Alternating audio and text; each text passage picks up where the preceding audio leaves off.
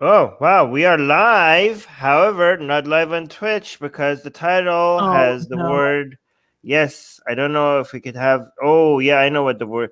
Okay, so we need to change the title to be able to also go live on Twitch, which is actually a good way to tell people that we're also on Twitch. Link in the description. every time Twitch has a problem with our title, then we know that we will use it as an excuse. How do I change the title to promote our Twitch? So Twitch is like, your title is too sensitive, change it. It's too sexy for Twitch. It's too sexy for Twitch. Let me see if we could go live now on Twitch. I changed it. Go live. Twitch, are you okay? Nope, not good. All right, I'm just going to change it. AR News number 145. AR News number 145. Mm-hmm. All right, save changes. Let's go live on Twitch as well now. See if they allow it. Yay, we're live on Twitch as well. Okay, so if you're seeing us on Twitch now and you don't know why you're behind everyone else, is because Twitch is sensitive when it comes to titles, and that's why the title is so boring around on Twitch. So now we're live on Twitch as well. Yes, it is exactly, Katie. It's. I think it's because of that, but I removed it. They still didn't like it. Anyway, yes, Babylon Project. There are plants behind me now. Isn't it nice? Isn't this great? Look at this. You copied me. Oh, yes, yeah. Yes, for sure. Anyways, what are we talking about today? We're going over 10 different news items today, as usual. Yes. Most of it is about religion and atheism and secularism. Sometimes there's politics and culture with that religion. Sometimes there's other dogma that we cover. But most of the time it's religion. Anyways, so should we? Oh, Rivka today is gonna have some audio problems every time she goes like this. That means like she can't hear us properly. But that's okay. We'll get back to her when her audio is okay. But her microphone is fine, so we don't care that she's having audio problems. It's okay. It's like that. I'm just very kidding. selfish. Very selfish. All right. The first news is extremely juicy.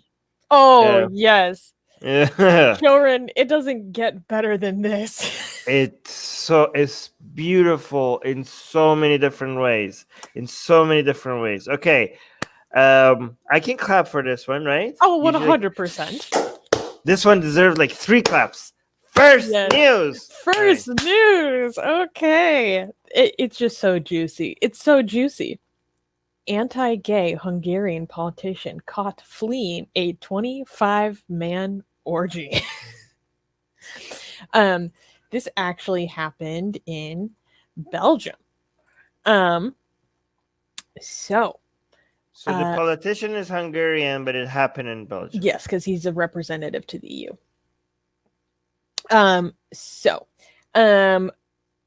Joseph Szlager, a member of the European Parliament representing Hungary's ruling Fidesz party, has resigned from his position in Brussels after police caught him leaving what reports described as a 25-man orgy.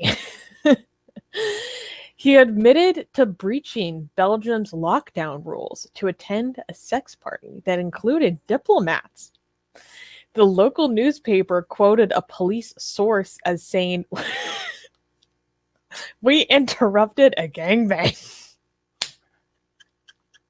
Wait, did they actually say that? Did they say we interrupt? No. The news. It's in quotes. The newspaper quoted a police source.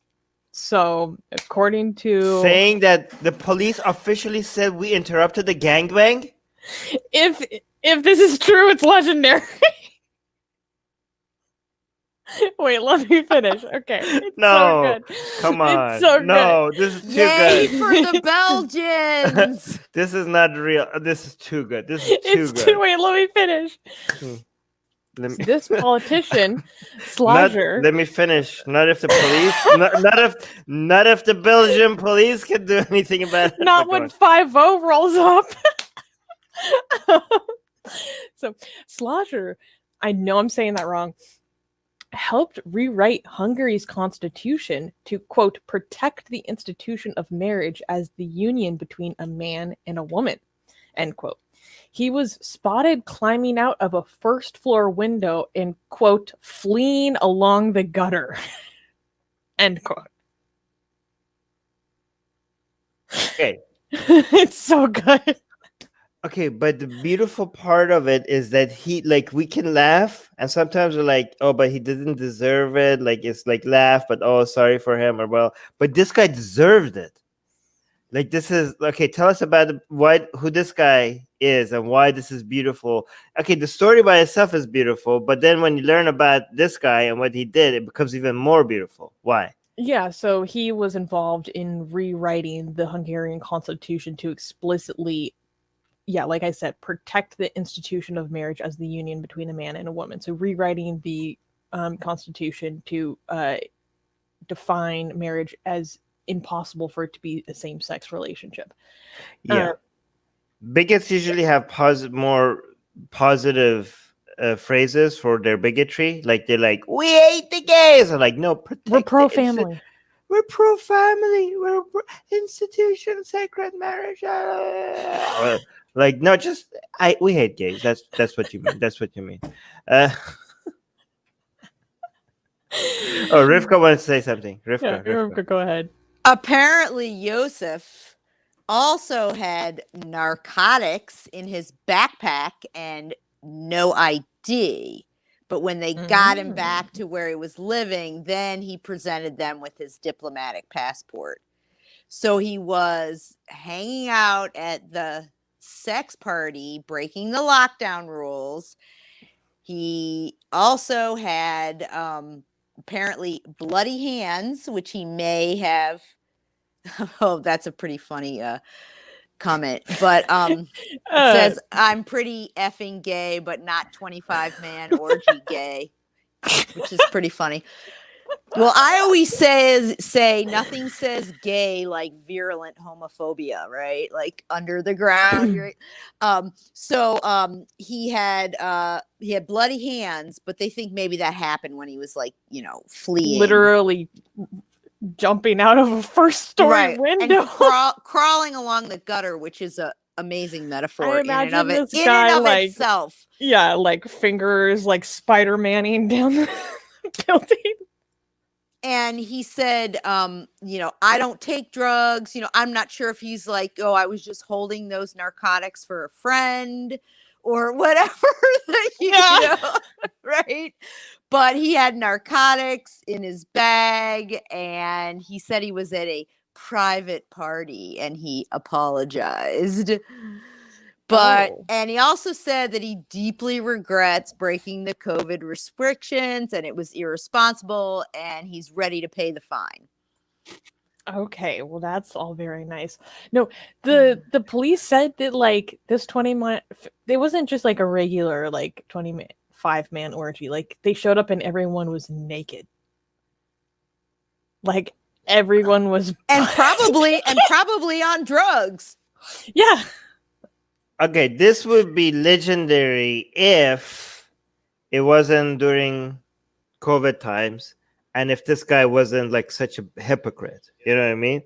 Like if you're having an orgy and there's 24 other people, I mean, like this is like, wow, this is like you should be proud. Like, look at our politicians having fun, right? Like there were other diplomats there too. Like, who said politicians are boring? Like, amazing. Like, yeah, go, you do you. Like, this is something to brag about. But again, there's two things that makes this like, no, screw you guys. First of all, 25 people getting this close during COVID time. like this close on multiple levels. Talk about spreading germs, right? But but also the fact that droplets. Yeah. Okay. But again, also about the fact that this guy was anti-gay, like, god damn, the level of hypocrisy. Like, this guy is now famous worldwide. Everybody is talking about him now, right? Yeah. Oh, but let's look at some comments. But I disagree with Rivka. Wait, no, bring us back to the three. That's Okay. just a joke. I don't Yeah. Okay, necessarily believe it, but no, I know. I don't even know what you, Susanna. What do you? because it happens all the time in the United Guys, States. can Like, I this is actually hear what the disagreement is first? So I the made a disagreement. joke about nothing says gay Well, like rampant homophobia. And it's just a Okay. joke about how many politicians, particularly like we've seen it quite a bit in the United States with a lot of these anti-gay or Yeah, anti-home Ted Haggard. Republicans But tend can to we be. hear And the that's just a joke. opposition? Yeah, for a I just was second? Yeah. repeating the joke. I Okay. thought you couldn't my- hear the joke. I'm sorry. No. Okay.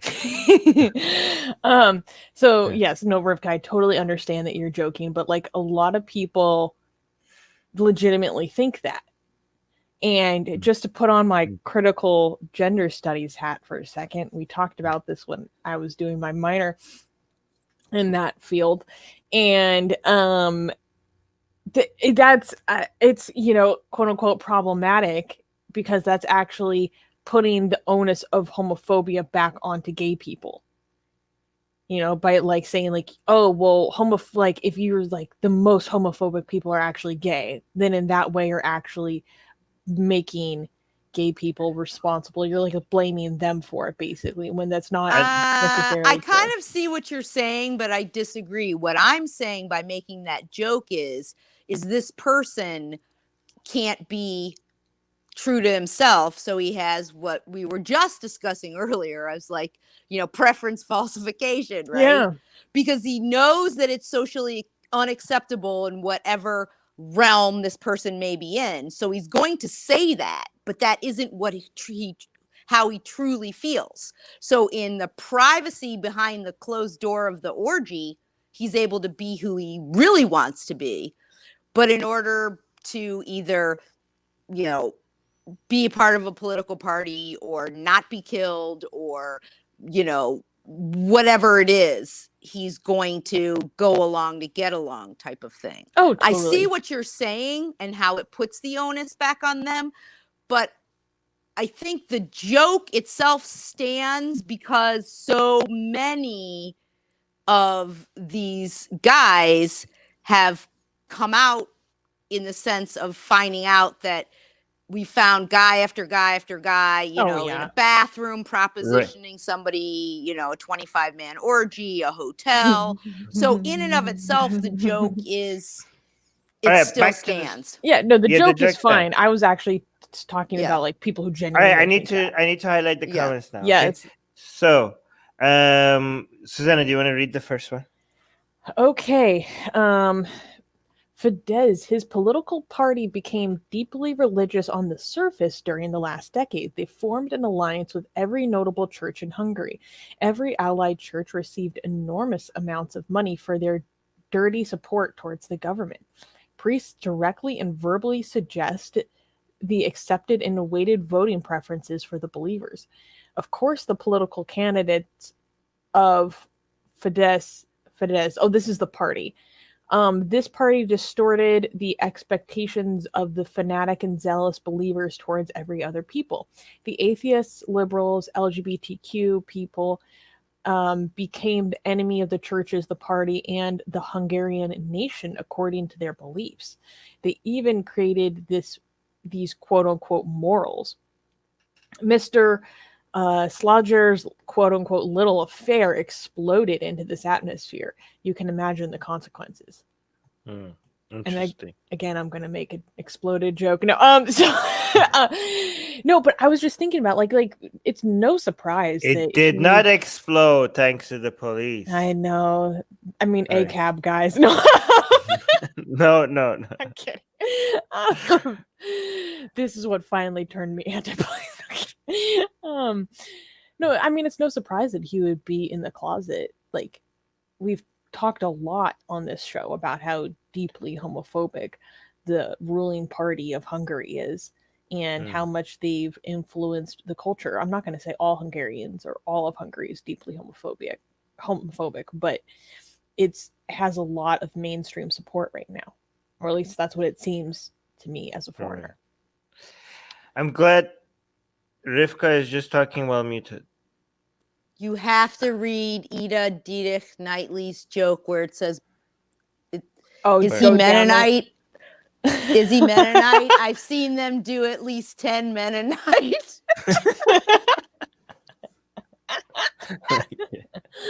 I know Alright. Deborah must be loving that one because she was actually raised as a Mennonite. Well, Oh, you know this is a what's... good come. Okay, go ahead. Lydia is saying he's sorry for breaking the COVID restrictions, but not for writing discriminatory BS in the Constitution and generally anti-LGBTQ plus, which will hurt his fellows in that community there. You, sir, are a disgrace. Yes. Wait, and then this person is commenting on how he was scaling the window, and he said he just couldn't resist that that shaft.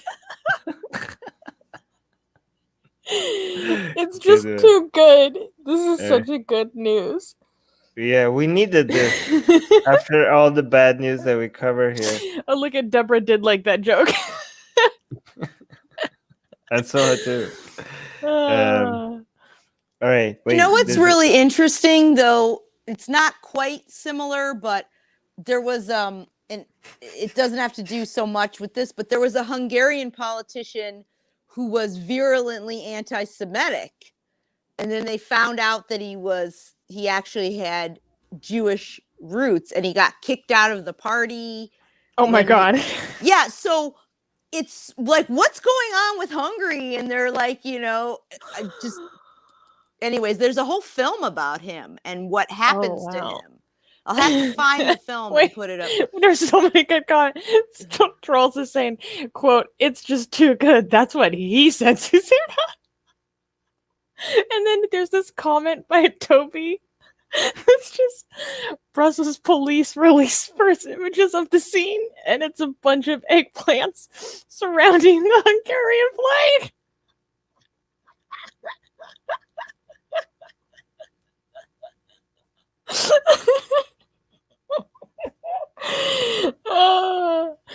Wait, Armin, unmute yourself. That's a whole lot of goulash. Yeah. I don't know if I'm enjoying the story more or Susanna's reaction, but it's both gold.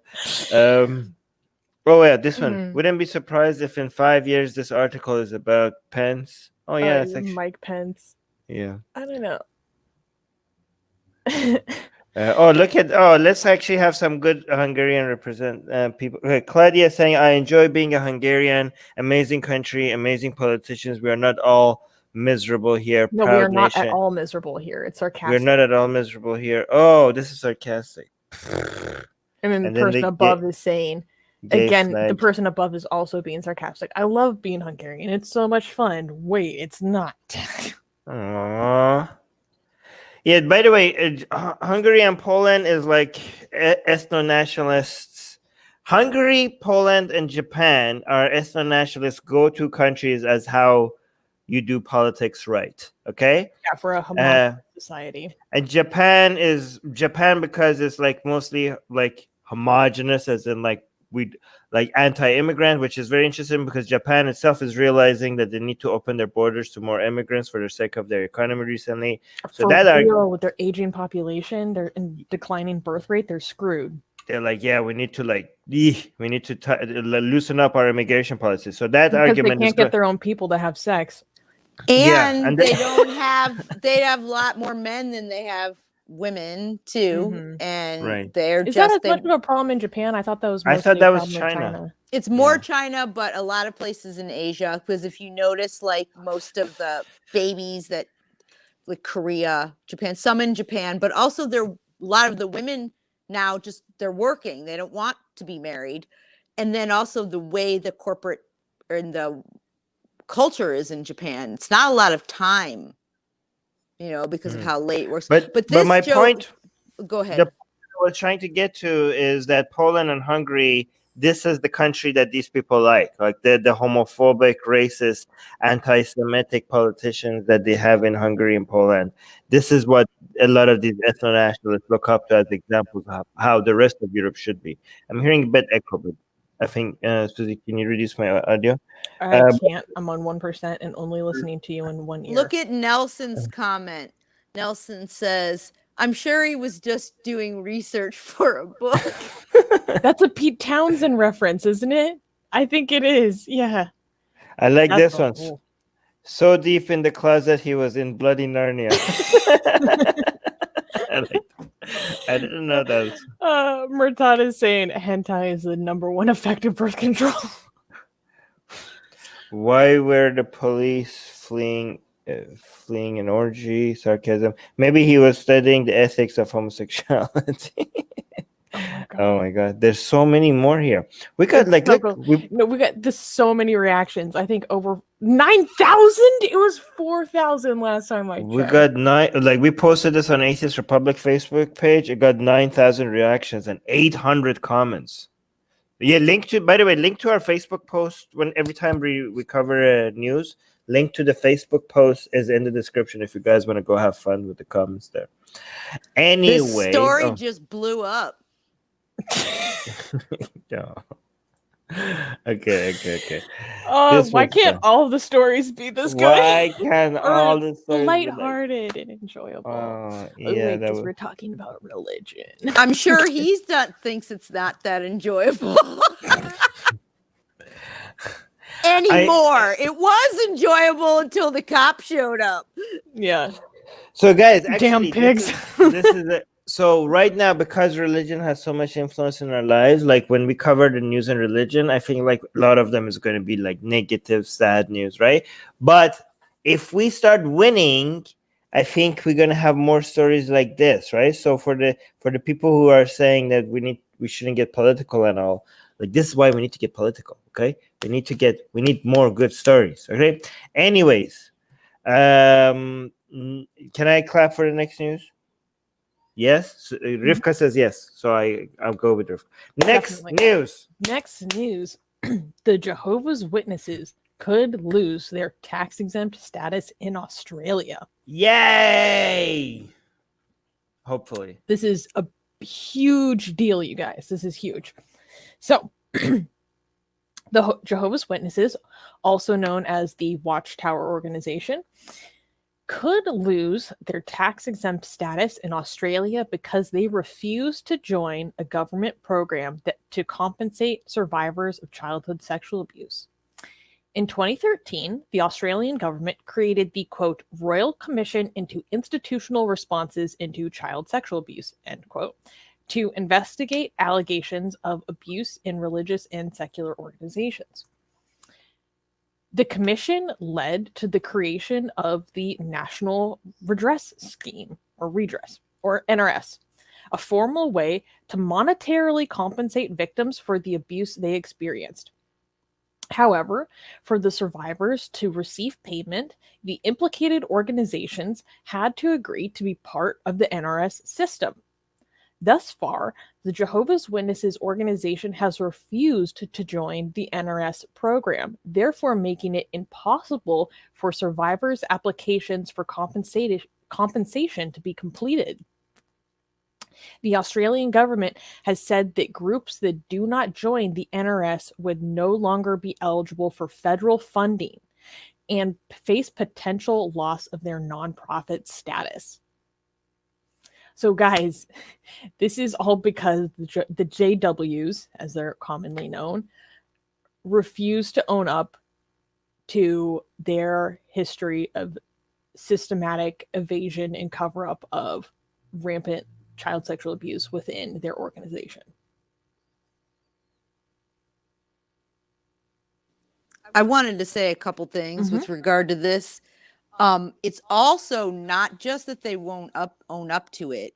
It's the fact that I can hear an echo now too, that they have this religious privilege saying that we don't really need to because we have our own internal ways of dealing with this and internal redress in what they call a caring, fair, and principled manner for each claim. So that they say that if this is, sort of, repetitive because they have an internal way that they can do this.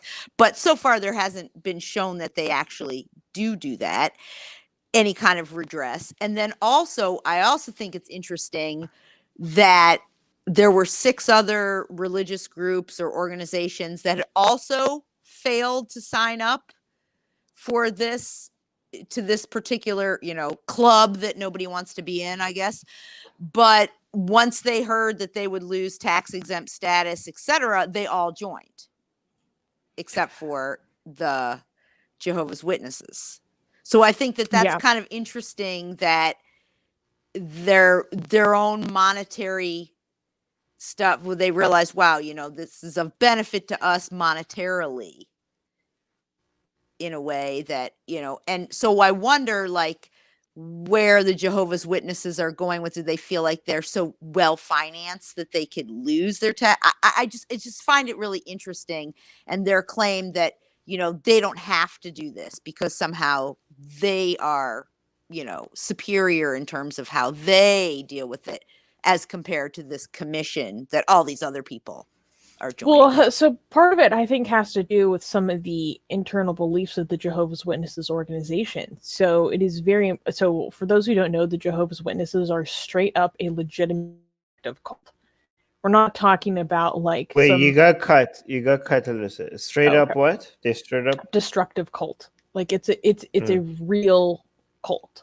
They also don't recognize like the government, or there's only God's law. So you're right. Yeah, but there's also the belief that they are God's one true organization, and that they have to maintain this image of infallibility, because any questioning of their absolute infallibility just completely decimates like a lot of their internal belief structures and a lot of their authority over their members. So they have to maintain this image that they're perfect. It's very absolutist in the way that it works internally. If you guys want to learn more about the systematic cover-up of abuse within the Jehovah's Witnesses, I encourage you guys to go check out the John Cedars channel. He's an ex-JW, extremely knowledgeable. He's been a huge activist in this fight about exposing the JWs for a variety of terrible things that they've done, their destructive belief system, but also in particular their systematic cover-up of these abuses. And he was an elder. He was an elder within the organization as well, and he's extremely knowledgeable.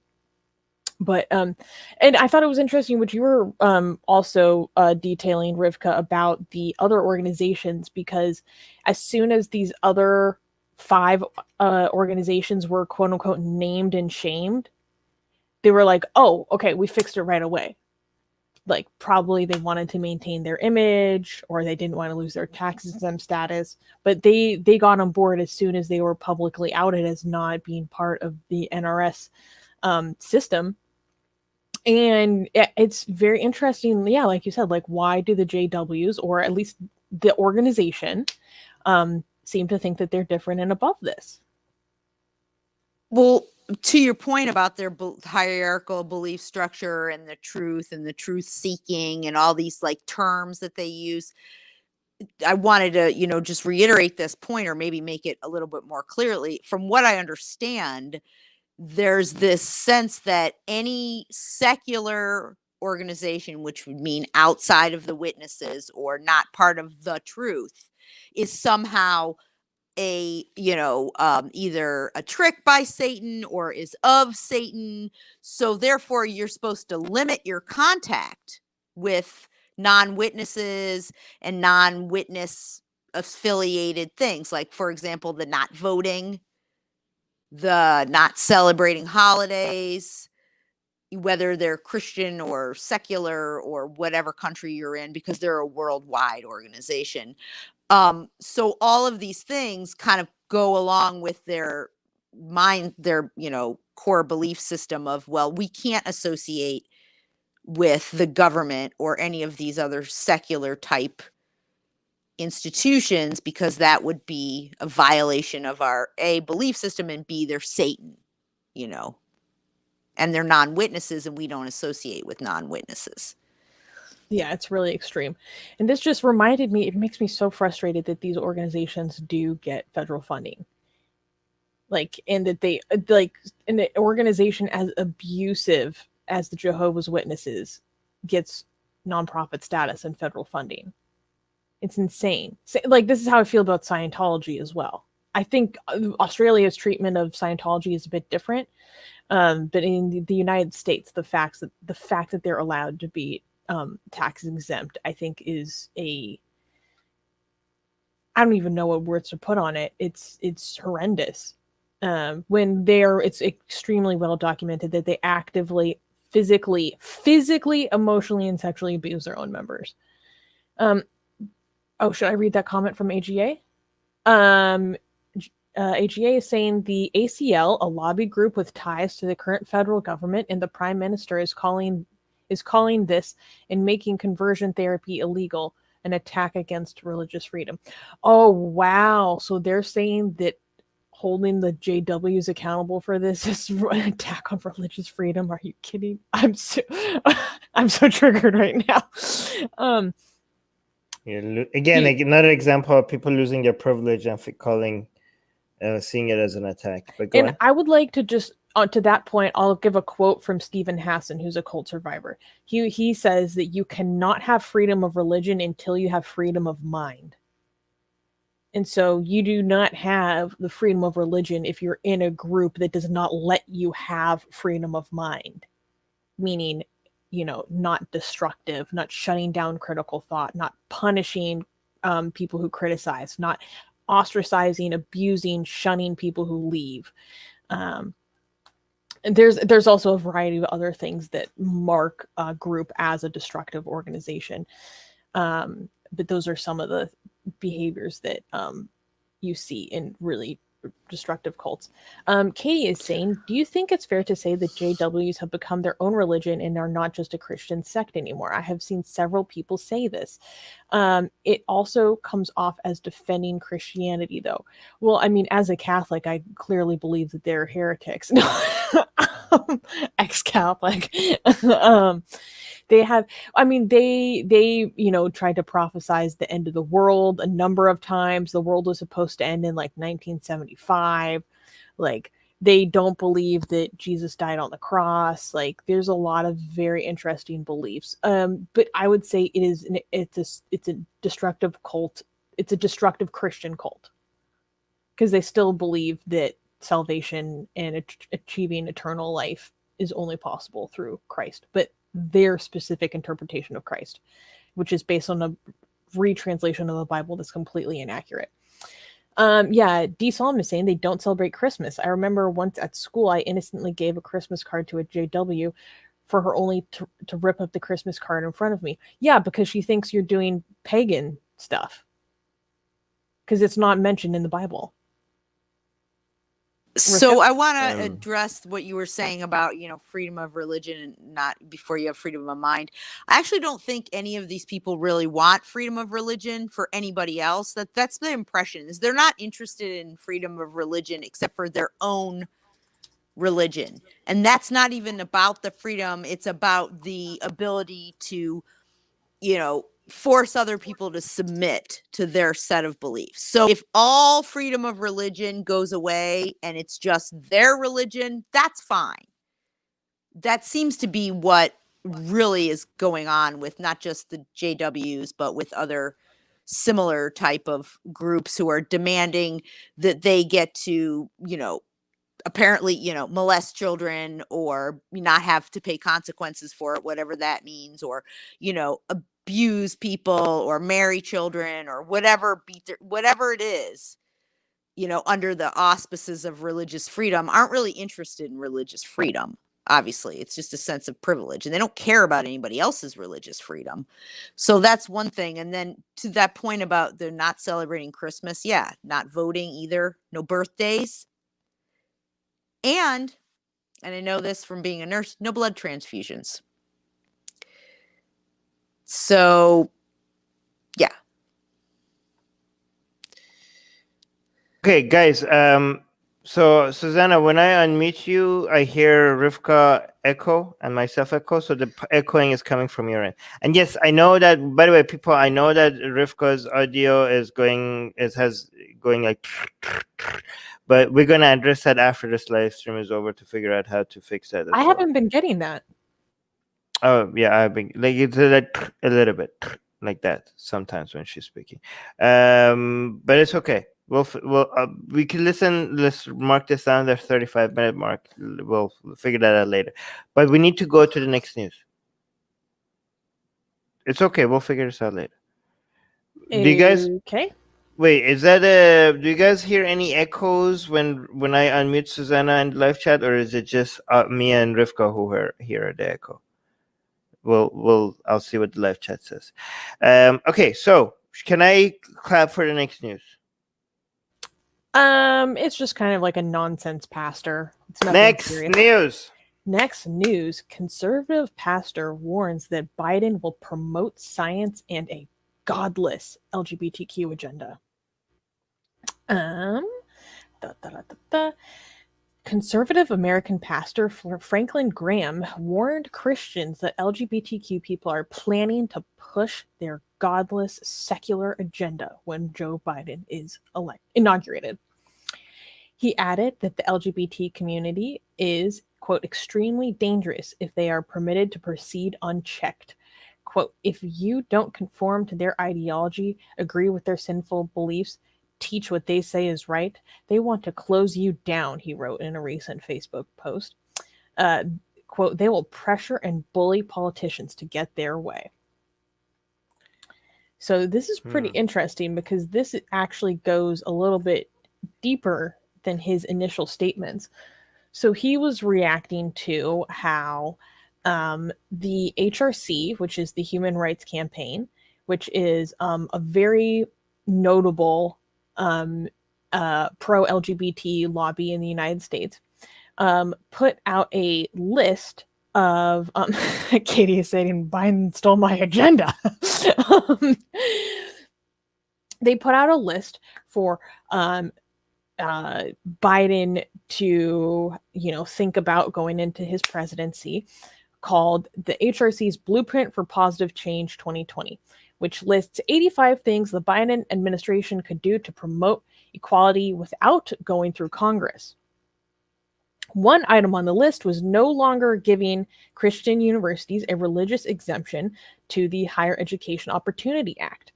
The exemptions currently allow schools to get accredited even if what they teach doesn't, quote, meet science-based curricula standards. So this is pretty interesting. I just really quickly say, I really hope, I didn't know, I think I would say this, but I really hope Franklin Graham is right. I really, really hope he's correct. I mean, obvious stake. But go on. So, this isn't something that Biden has adopted, to my knowledge. This isn't part of his platform or even anything I've seen involved in his transition team. This is just a totally separate pro-LGBT lobby that suggested, that Biden could adopt the strategy of basically holding Christian universities to the same standard that other universities are held to receive funding, aka teaching science, reality-based, evidence-based curricula.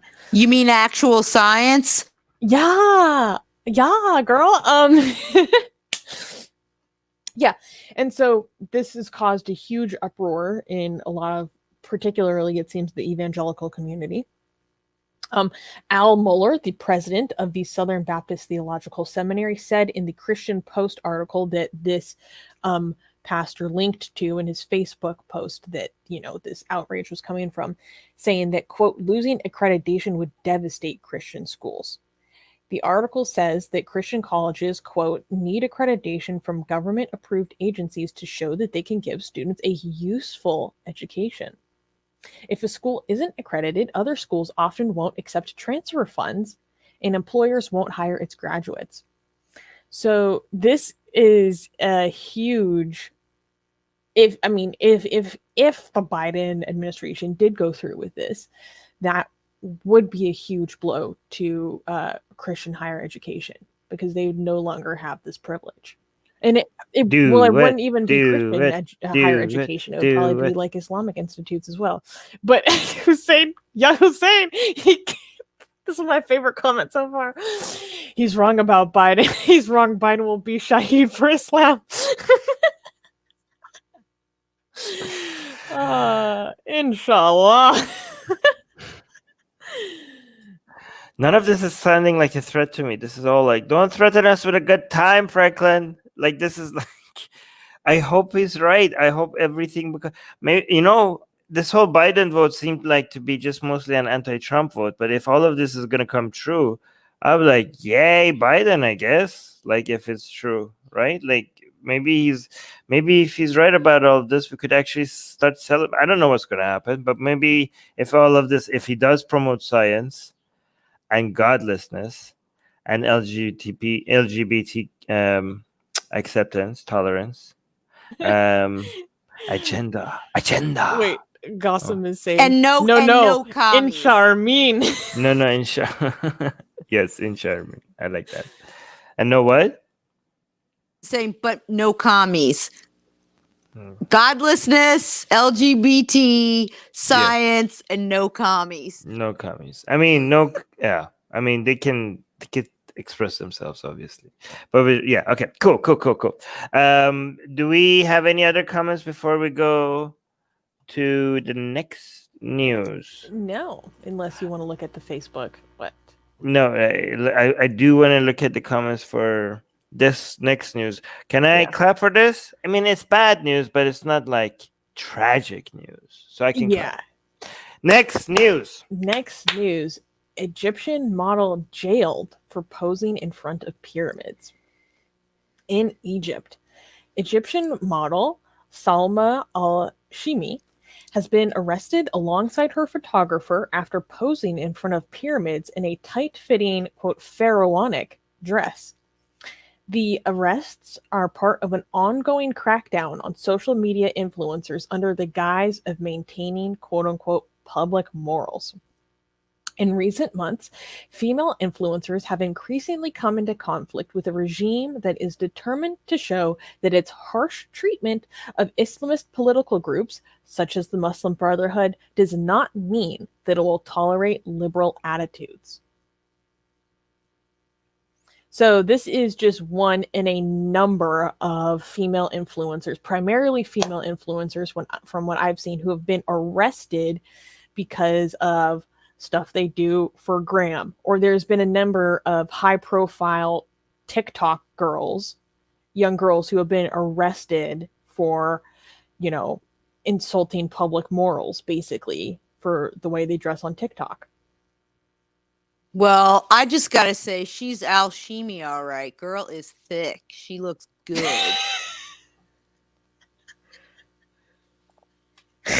Okay, Rivka. I'm saying, damn. I'm trying to flood her like Pharaoh.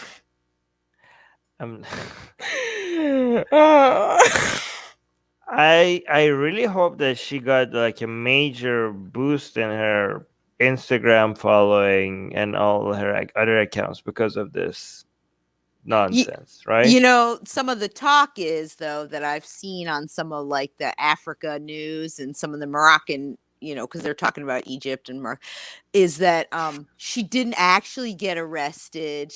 That's funny, Murtad.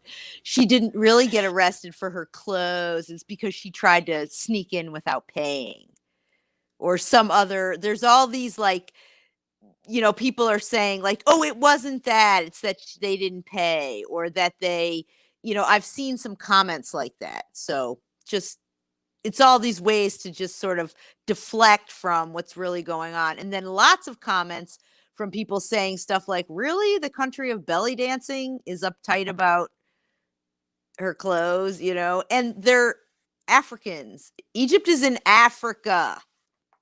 They were colonized by Islam. Yeah, so they're Nubians. So this idea that somehow she's not representing, you know, their culture is BS. Okay. Yep. See, there you go. Yeah, that's what I. This is we're looking at a screenshot of a tweet that has a big X over this girl's pose and saying your photos are really disgusting and do not represent the history of our civilization at all. Asian American just sent us a super chat of $2. Thank you for the $2, saying pharaohs used to ritually jack into the Nile. But is that true? I don't know, but I want to address this thing. So she's saying that this doesn't represent the history of their civilization. Thank you, yes, thank you. While she's wearing the cover and all these things, and that's not the original history of Egypt. Egypt existed way before. You know, they're not. Oh, that makes me so. It's just this denial of anything that came before Islam. No exactly. pun intended. But all right, go ahead. Wow, you're not typically one to hop on those dad jokes, Armin. You just had an Ali moment. No, but I got the same reaction Rivka got when I first saw this tweet. Like, this does not represent the history of our civilization. Girl, like, look at her. She has a hijab on. Girl, like, Islam doesn't represent the history of your civilization, you moron. Like, no, like, are you serious? Like, weren't Egyptian women, like, topless? Wasn't it a thing? I think that was a thing. First of all, they were bald. I know that. And they were bald and they had, like, this whole wigs on. But they were also topless. Like, I don't know. It just frustrates me. Like, no, like, this lady is lecturing the world about her history, and she doesn't even. We know your history more than we know the history of your country more than you. Like, how do you think? Like, look at the picture that she's crossing, and her with the hijab. Which one of these people do you think represent the history of Egypt more accurately? This girl in, like, the traditional Egyptition outfit, it's not or the hijab? It's like a slutty pharaoh outfit. Like, it's they not weren't slutty back then. It's not stylized. It's stylized. I know, making but a joke about Halloween costumes. I know, but there was still, yes. Even though it's, like, modernized and stylized, or whatever that word means, you're saying, right? It's still, even after that, it's closer to the history of their civilization than this hijabi thing that she's wearing. Okay, even after all of that. Katie's asking a good question. Saying, are there Egyptian revivalist nationalists who are extremely anti-Islam? This is it's a big thing. I didn't even know until I looked into it later. It was like, wow, you guys are a lot like Iranians that were like want to go to pre-Islamic Iran. Like, we had Shahs and Shahs, and this Islamic stuff is barbaric and beneath our culture. And they all of a sudden become racist as well. And they're like, this is the religion. Islam is the religion is for the barbarian, desert dwelling, alligator eating Arabs. We be Aryans, and the only religion for Aryans is Zoroastrianism. So they go with racist all of a sudden with that. So that's not cool.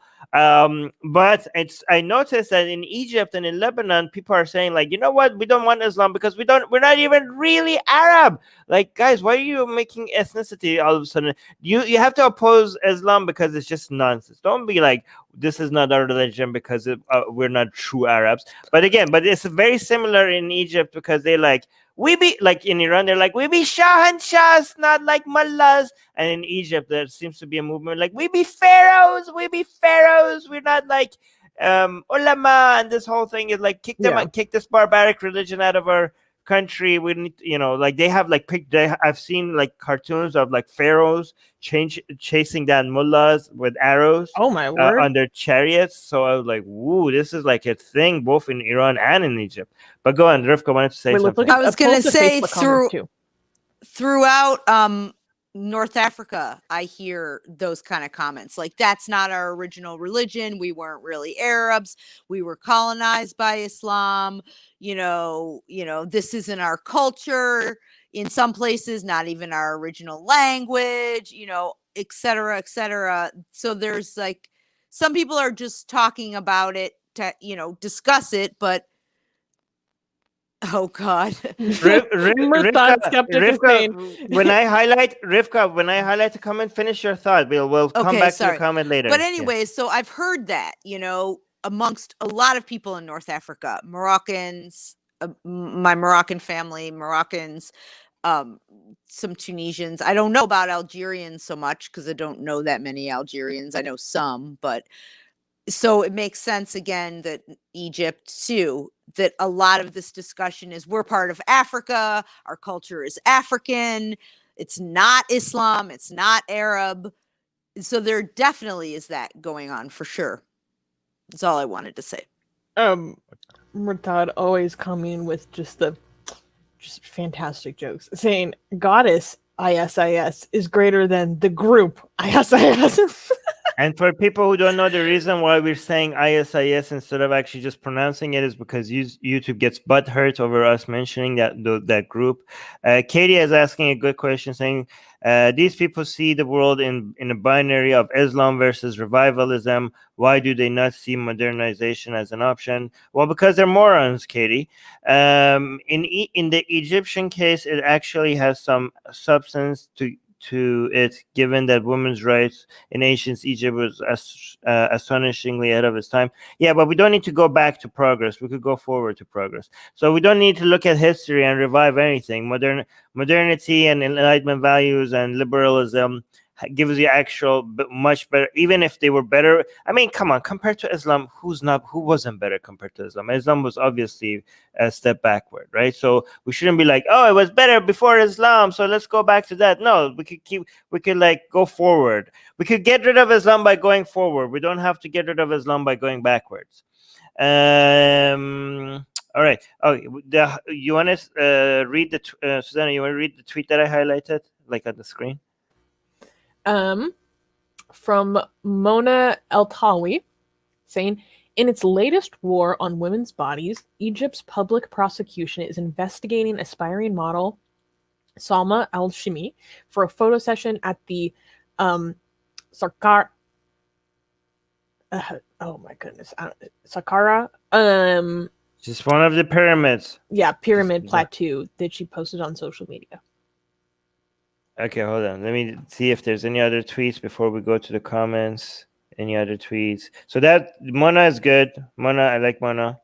Oh, then they have pictures of other people.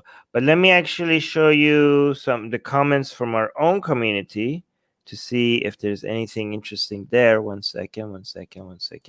Give me a second, all right? Just give me a second. Oh, there we go. All right, there's some juicy comments, I think, here. All right. Susanna, do you want to read the first one? Can you zoom in, please? Oh, you just did. Okay. Tutankhamun was a famous pharaoh. It would be face palming if he could see the direction Egypt has taken, says Nathan. How does anyone want to live in a world where women can't be beautiful, says Matt. Scroll down a little bit. I want to see what Shiloh is saying. Shiloh is saying it shines light on exactly how backward they are. I'm glad at least they have some models that aren't stick figures. You like some juicy. Okay. Look at Gaz's lovely set of pyramids, though. I'm so mad. All right, that was good. This one is good too. Ancient Egypt was more morally advanced than modern Egypt on some points, so it seems. Yeah, I could be completely wrong, but they didn't seem to think of women's skin as just this toxic thing. Yeah, but they did so many. Yeah, but they things. practice incest and stuff like that. So we don't have to. Whatever. Yeah, exactly. Yeah. They did genocide. Like, come on, like guys, we don't have to go just because there were some good in some things. That doesn't mean we need to go backwards. Okay, here last one we read before we go to the next one. Why Egyptians in the past dressed like that all the time? 5,000 years back, I mean. Yeah. Okay, cool. All right. Hold on. Let me bring it back to us. I didn't know that they practice incest. The royalty did, because they were supposed to keep the blood pure. Brother and sister, or between cousins? brother and sister because they need to because the pharaohs had divine blood and it was they needed to keep that pure. Oh my word. Oh my word. King Tut. Well, that's a good way to destroy your dynasty real fast. Born in Arizona, moved to Babylonia. Sorry, the Steve Martin song. All right. Okay. I think it's time for the next news, and we can clap for this one because it's just another ridiculous. Next news. Conservative activist says under Biden there will be an atheist army for the Antichrist. Atheist army? No, Biden is stealing our agenda, guys. We join Atheist Republic, Atheist Army, not Biden's Atheist Army. But go on.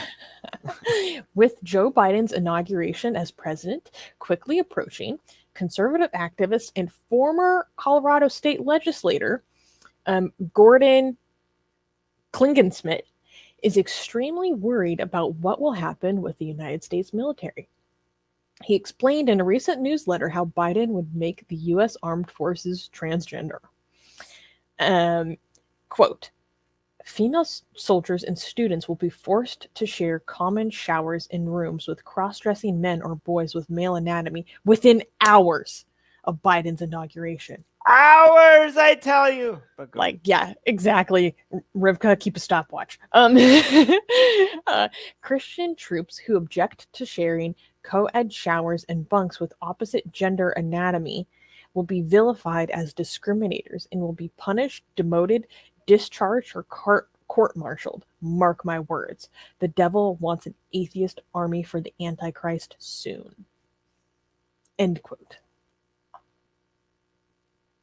I mean, okay, I know we joke and all, but if Biden's army does pick up before ours do, where do we enlist?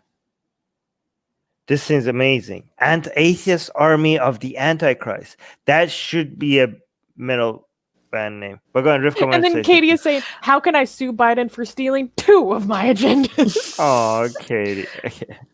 So I have 2 points. The first one is that he also says, he mentions the phrase, there's no atheists in foxholes, but then he says, but actually that's not true, that there are a lot of atheists in the military and there's very many of them. And, it's not what I expected. It's sad. I didn't hope this would happen, but this is. So what I think is really interesting is that this guy has acknowledged something that I also know to be true. The large number of atheists that I happen to know in the military, which, by the way, is how I personally got involved in the atheist activism community, which was years ago through military atheists and non-believers, which is a group for non-believers and atheists within the branches of the service.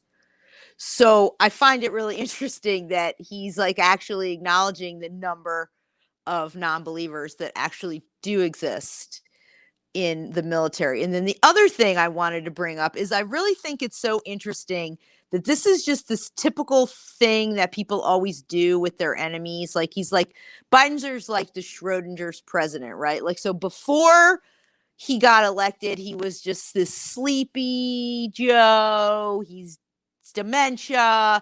He can't do anything. He doesn't know what he's talking about. But now he's this evil genius that, is going to usher in an army of the Antichrist. He's going to get rid of God, et cetera, et cetera. And so because the devil is such a great deceiver that he wanted to disarm you by making the Antichrist not seem as threatening to begin with.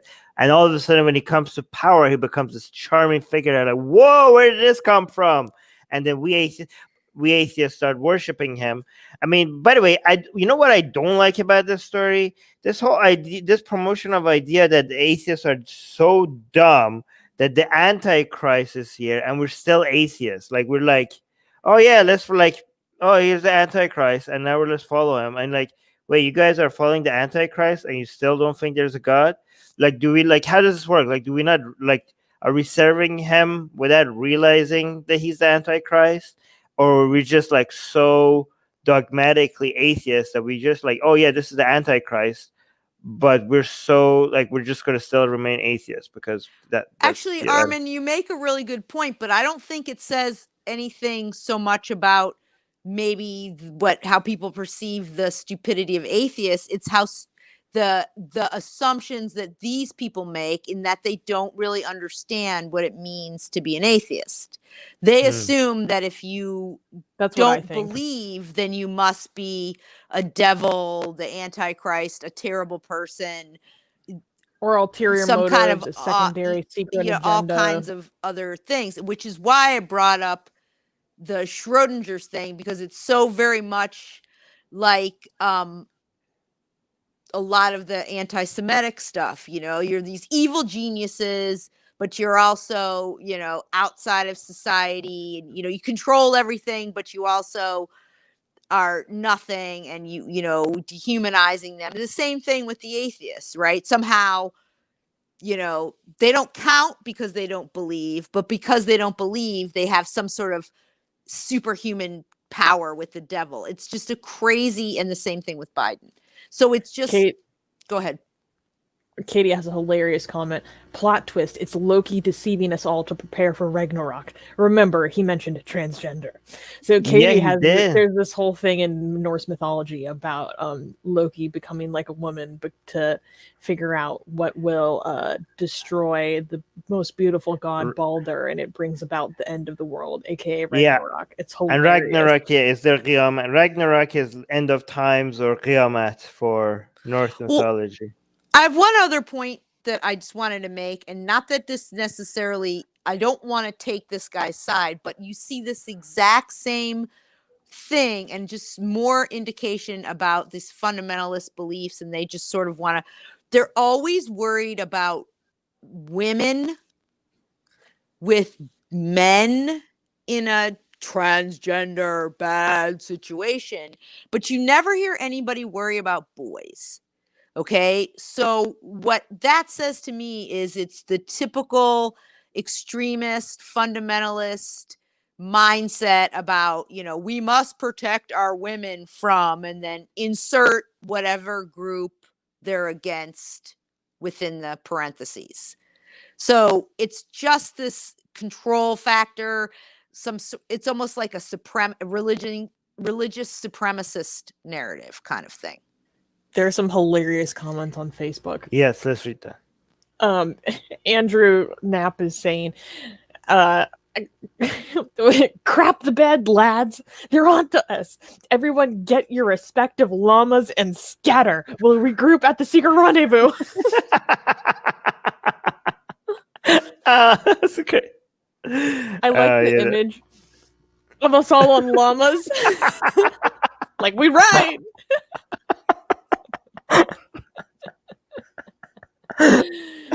That should be one of our art pieces. Yeah. I think I like Guy Jenkins, because that was what we were just talking about. He doesn't know what atheists are. It's true. That's what we were just discussing.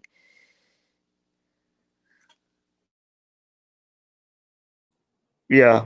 Okay, cool. Should we go to the next news? And is it clap? Oh, no, it's not clappable. Oh, not even a little bit. Yeah. No. Okay. Next news. Next news. At least 110 dead in Nigeria after suspected Boko Haram attack.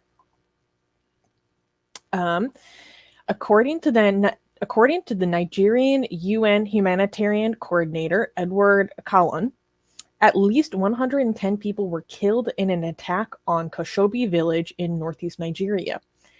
The Boko Haram jihadist group likely carried out the attack. Quote, at least 110 civilians were ruthlessly killed and many others were wounded in this attack, Collins said in a statement after the attack, adding, the incident is, quote, the incident is the most violent direct attack against innocent civilians this year, end quote.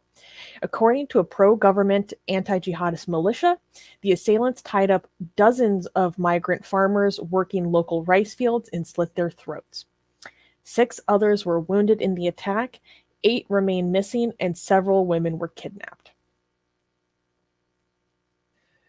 Man, Boko Haram is not gonna go away, hey? Mm-mm. Well, like Nigeria has been. I thought like there was so many promises of how they're gonna deal with this, and they're defeated, and that they're no more, and they keep coming back again and again and again.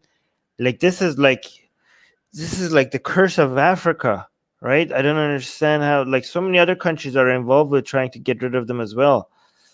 They used to. For a half a second they joined ISIS, and now they're like, okay, nope, that didn't work out, and now they're independent again, I think. Why did they do this exactly? That's not clear. Hmm. It wasn't Rivka- clear to me. But yeah, Rivka wanted to say something. No.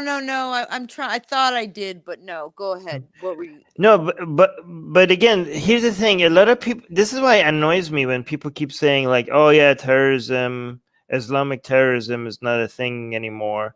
It's just like because Right.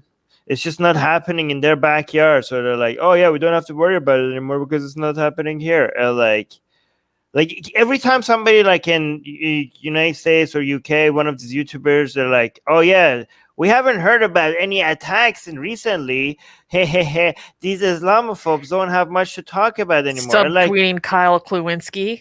no, so many people, like, these Islamophobes, they don't have much to go about anymore. The Islamic terror attacks are dying. Like, it's because you're a goddamn bigoted, like selfish. Like when you're saying they're dying out, it's because you have an American, North American or Western European centric perspective, and as long as it's not happening to your community, as apparently you don't give a crap.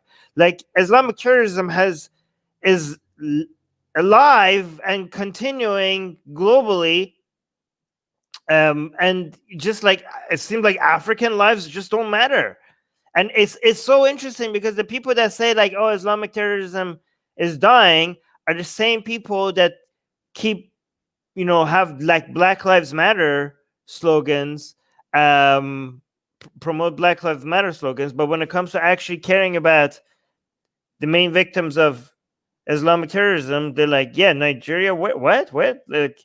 Like they never like." Imagine if this happened in any Western European country or any North American country. Imagine if you had an Islamic attack where 110 people were like, their throats were like slit by, like, it would I be, was just thinking the same it thing. would start a war, a global war on a scale unimaginable, right?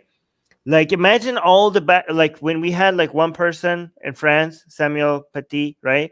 Imagine all the global reaction to that one person. Okay. And then within less than a month, 50 people were beheaded in Mozambique, and you barely heard about it. Yeah. Beheaded. Like, but I mean, even the Islamic, even the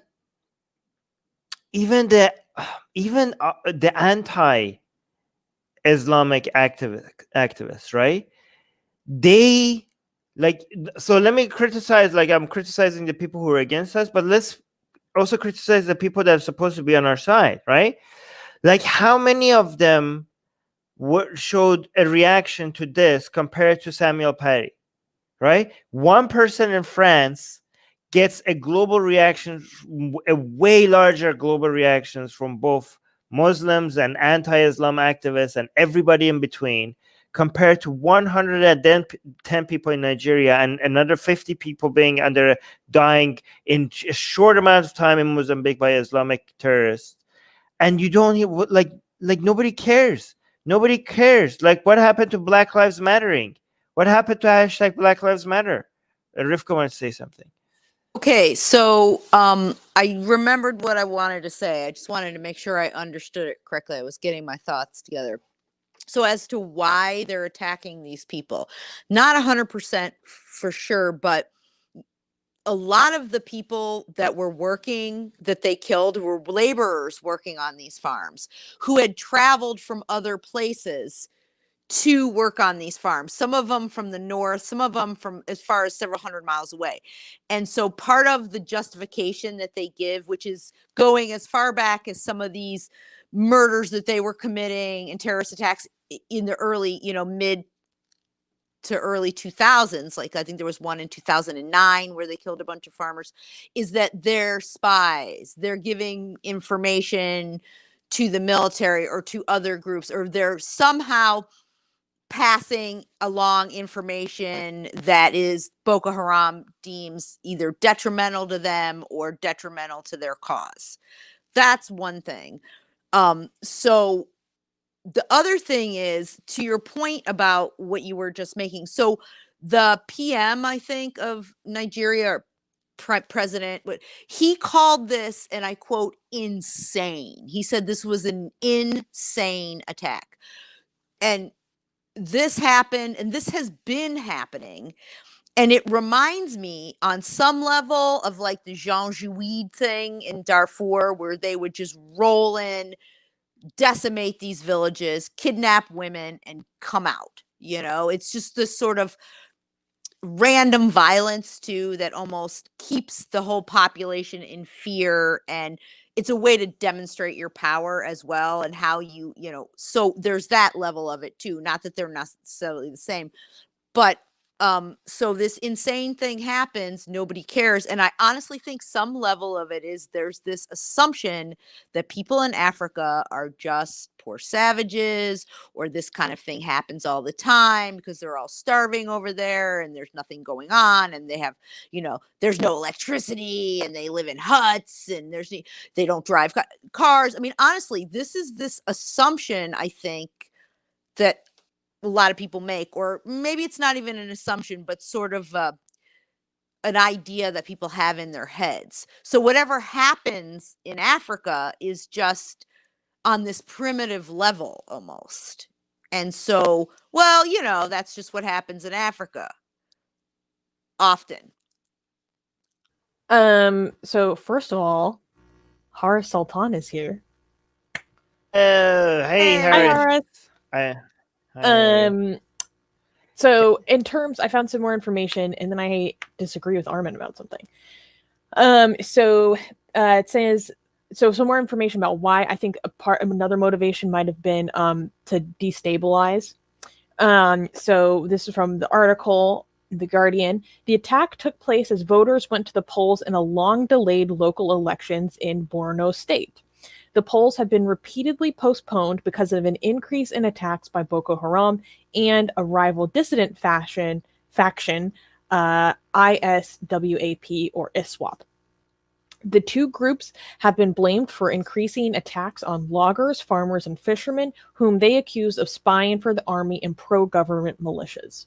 To kind of go into Rivka's point that she was making earlier, so it's a allegation of espionage or subterfuge, basically. But with Armin's critique of Black Lives Matter, I don't actually think that's fair in this context, because Black Lives Matter started as an American-centric movement with the specific intention of holding police accountable for the killings of unarmed Black people, specifically. I wasn't criticizing Black Lives Matter. But this is, I know, something you have... Nope. This is one thing you don't like about that phrase, is that the marketing of that. Not because of this. Oops. Not because of this. There's other reasons. First of all, there's many things about Black Lives Matter that I support.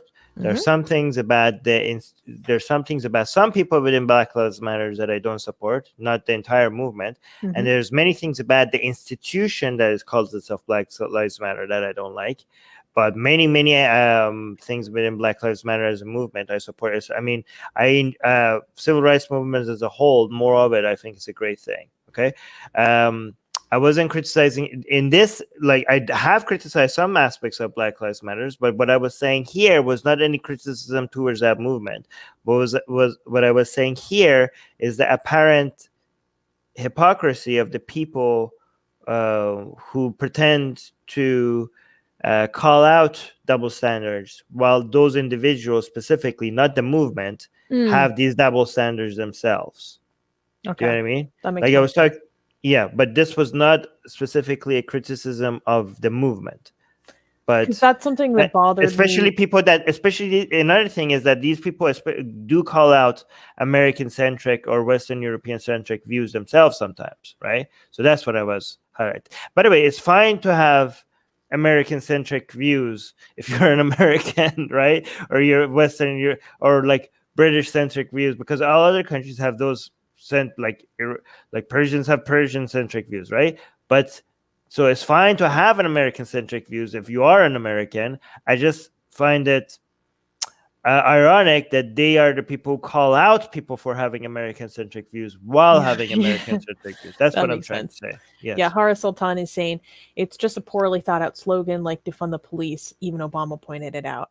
I actually think that that's what makes it an excellent slogan because it is so mutable. Well, we but need to I have have a a lot of discussion. criticism of the marketing and But- all that stuff. But that's a little bit Yeah. off topic, and we've talked about it before. But my final thought is like I get frustrated when, for example, for the End SARS movement that was happening in Nigeria, when that wasn't getting a lot of attention in America, a lot of anti-woke types were saying like end SARS, blah blah blah, like not because I felt like they genuinely cared about that movement or like genuinely cared about maybe these 110 people that were just massacred in Nigeria, but because it was, you know, something that they could use in their narrative against BLM, saying, where are you here for this? You know, and I don't like people just feeding their own narratives that way. I want you to like actually give a crap about the people who were beheaded in Mozambique, you know, or end SARS movement and what's happening to the people protesting massive police brutality in Nigeria, you know, being tortured on a. Okay, sorry. I'll calm down. But yes. Final thoughts. Really quickly before we go to Rivka. First of all, if you do care about other countries, then go subscribe to Harry Sultan's YouTube channel if you want to get perspective for about especially countries like Pakistan and India and the struggle and dinosaurs. Harry Sultan, search for Harry Sultan YouTube channel and you will find Always it. Got to throw in the dinosaurs. Yeah, but also I want to be like and attempt not to be an hypocrite. I want to criticize Atheist Republic, okay? Atheist Republic community, because sometimes it's easy for us to take jabs at atheists and act like we're better. We're not better. We're not better because look at us. Look at how many. You see what articles that we posted like earlier on Atheist Republic and got 800 comments and 9,000 reactions. This is like so. When we criticize people about not caring that much, an article like this on our own page gets 8 comments rather than 800 comments and 67 reactions rather than the 9,000, right? So, like, we do say these things, but we highlight the fact that our own community doesn't give a crap. They just don't give a crap. Right? Although I have my own suspicions about what the Facebook algorithm deprioritizes for stuff like this. But you're correct. But they don't. There's no way on a page as large as ours that it's completely. Yeah. I mean, okay. So here's what I'm saying is that if this title had said, okay, I just have a hunch. I just have a hunch. Okay, this is my guess. Okay, and I'm right. Okay, I'm just correct about this. Okay, if this title had said at least 110 dead in France. After suspended Islamic attack, I think this would go viral. Okay? I just think so. I'm not sure, but I am. But go on, Rivka. You want to say something? So interestingly, on France 24, in their coverage of it, there is a little bit of a difference on who somebody thinks is responsible. So this Bulama Bukharti, who's an analyst with Tony Blair Institute, they're blaming, according to him or her, blaming. It's a man. Sorry, I was just looking at it in French, so I had a. It's okay. Blaming the IS affiliated Islamic State West Africa province people, like that is who he seems to think. But I think it's interesting that what you're seeing more in the news is it's Boko Haram, Boko Haram, Boko Haram. So my point is back to the thing about sowing just confusion, destabilizing things, regardless of whether ISWAP did it or Boko Haram. I think either one of them don't mind, because it's beneficial to either one of them to create this disruption, this fear, this instability in the whole situation, regardless of, who's actually doing it. Yeah, and I was going to say, in terms of the media running with the story, it makes more sense that they would go with Boko Haram just because there's more international name recognition. That's what I was going to... If I saw a title that said ISWAP attack, I'd be like, huh? But yeah. Right. And which I understand, which I was going to make that point in just saying it doesn't matter. Even if ISWAP had done it, you don't see them coming out and saying, no, it was us, not them, because it doesn't really matter to those two, I think. I think it's the instability that they sow and the fear that they sow, which is the end game that's important to both of them. Okay, we do need to go to the next news. Yeah, Katie was also reminding everybody that Harris Sultan has an Urdu channel as well. In case you speak Urdu, go check it out. Thank you, Katie. Anyways, can I clap for... no, I'm not good. Next news. Next news. 4 students charged in France over Samuel Paty's beheading in Paris, France. According to a source, 4 teenage students have recently been charged in France over the killing of Samuel Paty.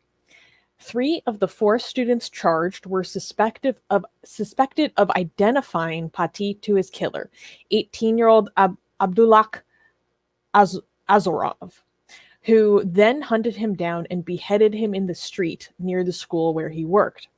The 3 students, between the ages of 13 and 14 years old, are being charged with, quote, complicity in a terrorist murder, end quote. I have to use coded language for YouTube. I failed today, but yes. Anyways. The 4th charged is the daughter of one of the parents who launched a virulent online campaign against Paty, condemning the teacher's use of cartoons of the Prophet Muhammad.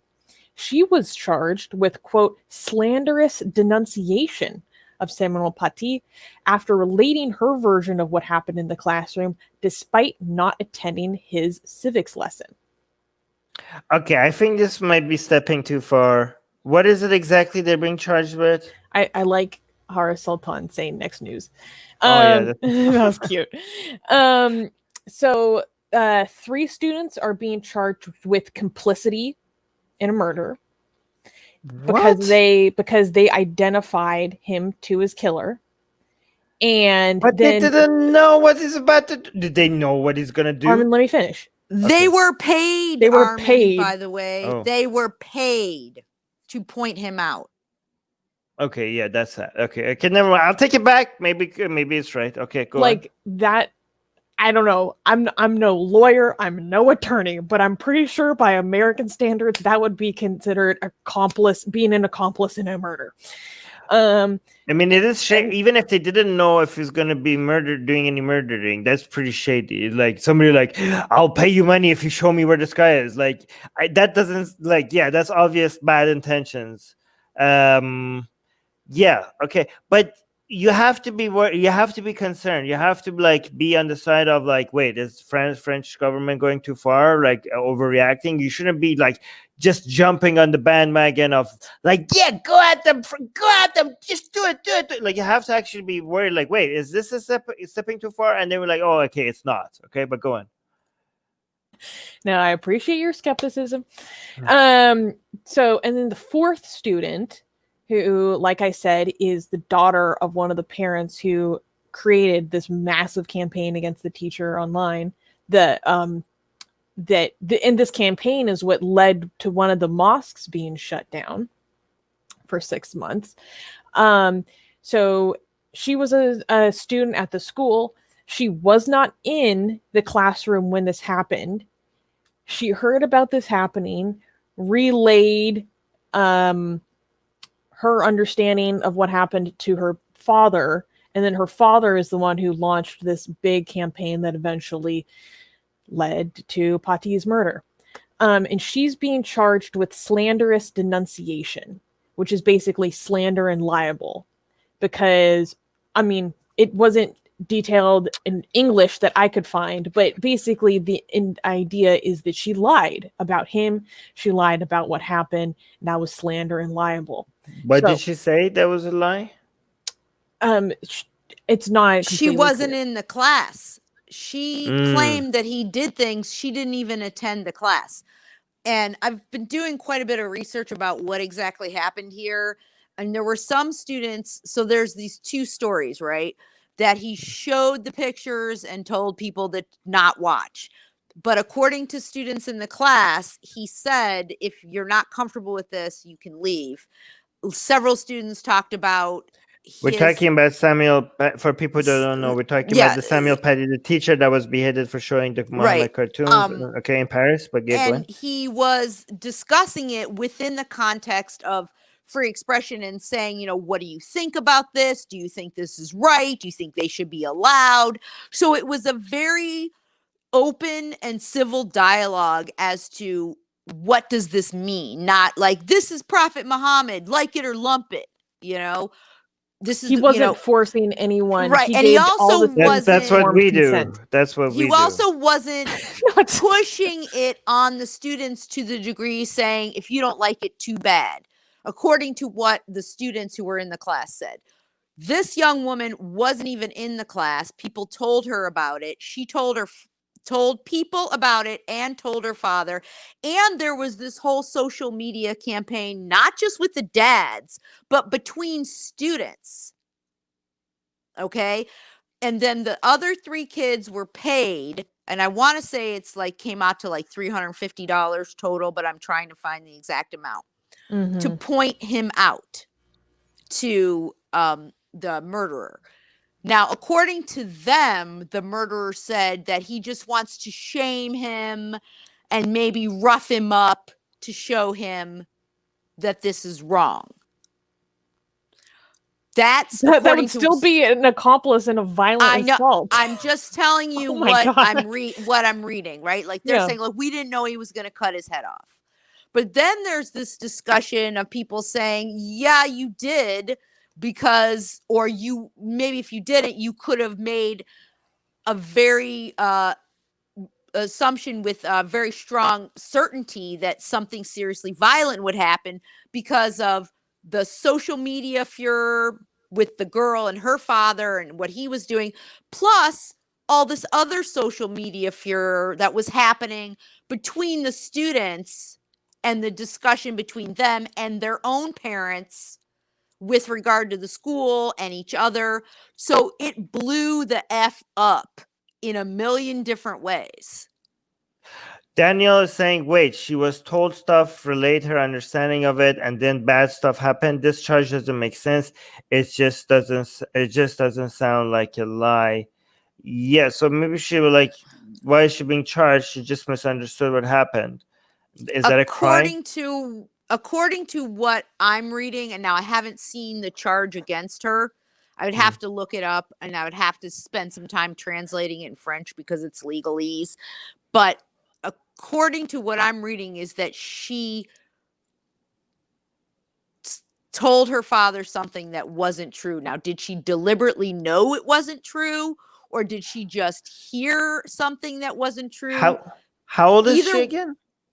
13 or 14. 14. Okay, yes. This is crazy. This is a child we're talking about that just misrepresent maybe. You don't know that, though. We don't know. Then that's because all this stuff is going on. So the burden of proof, depending on what France's libel law is, or slander law is, would be on the people bringing the charge to prove that she deliberately lied, that she maliciously said this happened, or she just heard through the rumor mill that such and such happened and she told her father.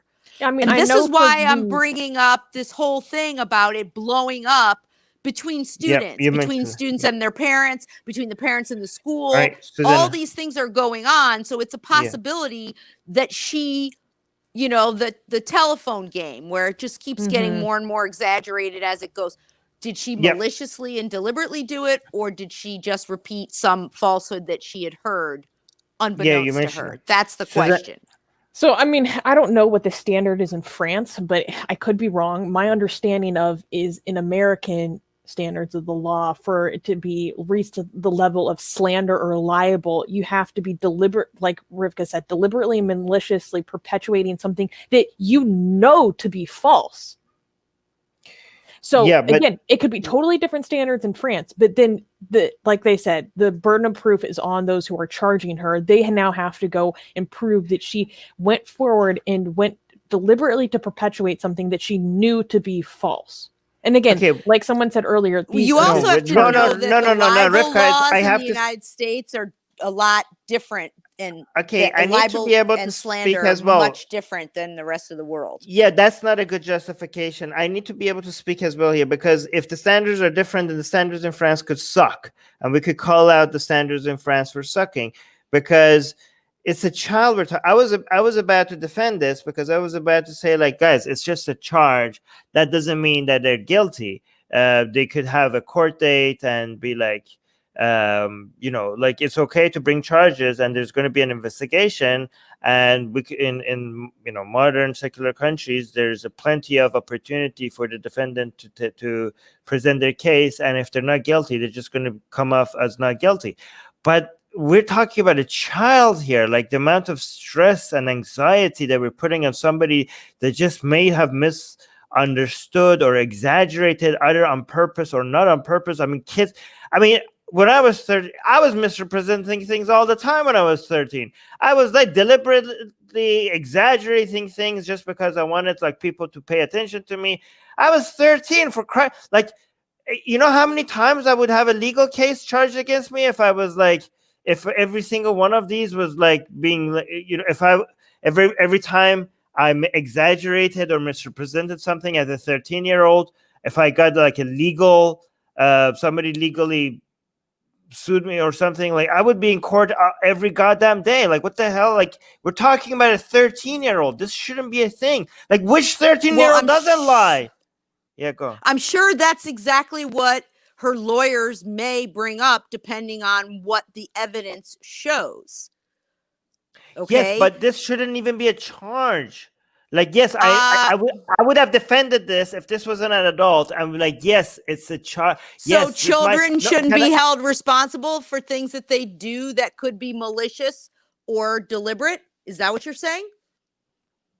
No, I don't know what the solution is. I just think this is effed up. I don't know what the solution is. I just think that there needs to be a different process for children, other than you being charged for misrepresenting things, because children misrepresent things like all the goddamn time.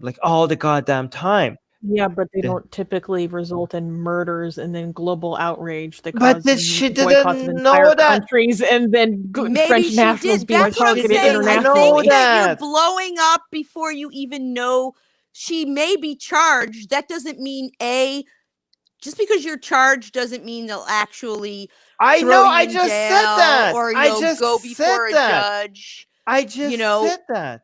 I understand that, but what I'm trying to say is you have no other option but the law, right? That's all there is. And there usually are certain laws or differences in terms of penalties or how things go depending on the age of someone.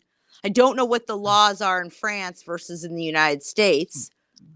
But my entire argument was that, yes, if this was an adult, I would be like, you're just charged. You'll have a chance to defend yourself, and if you're not guilty, you're not guilty. But I'm just imagining a child being charged with being responsible for such a global. I just think, like, if you just lied about something, the consequences right now is too much more than what a child, I mean, yes, there needs to be laws for children as well. Like if a child like does steal something or commits murder or something like that, there needs to be like major consequences even to a 13-year-old. But just like going to somebody and just saying that this is what happened and ended up not being what happened, and all of a sudden you have a legal case filed against you, I just think that's overkill. Maybe I'm wrong.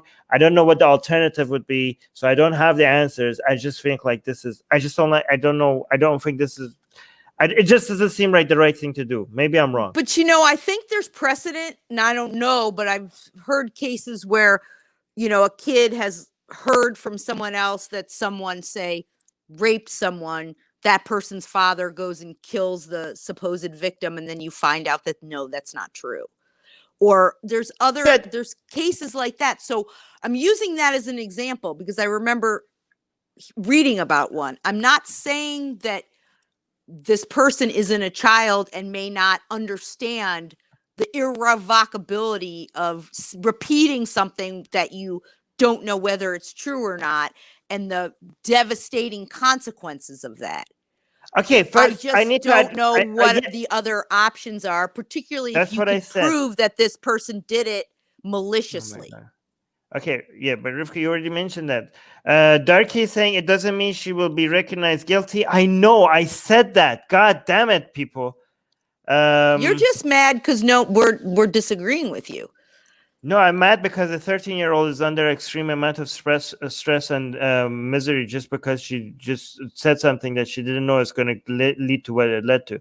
Harris is saying 13-year-olds can be charged. Can I just, Rivka? It's really my turn now. Harris is saying 13-year-olds can be charged with murders too. Yes, I know, Harris. I know. But this is not murder. That's like this is just a child lying, which children always do. Maybe lying, maybe misunderstanding what happened. Again, having you being charged, I just think maybe it's overkill. Maybe I'm wrong. Okay, I don't know. It could even be, we don't know. It could be a complete misunderstanding, or it could be conspiracy to commit murder. We don't know. And part of the problem is that the information in English is so limited. We don't have so many of our questions cannot be answered for the information that I could find in English about the level of responsibility that she had in this event.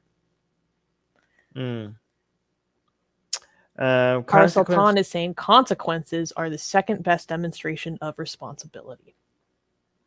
I agree with him. But I hope nothing bad happens to this young girl as a result. Like nobody hurts her. Consequences for children needs to be significantly different than from adults. Well, even if she is charged guilty, we don't know what that sentence entails. I'm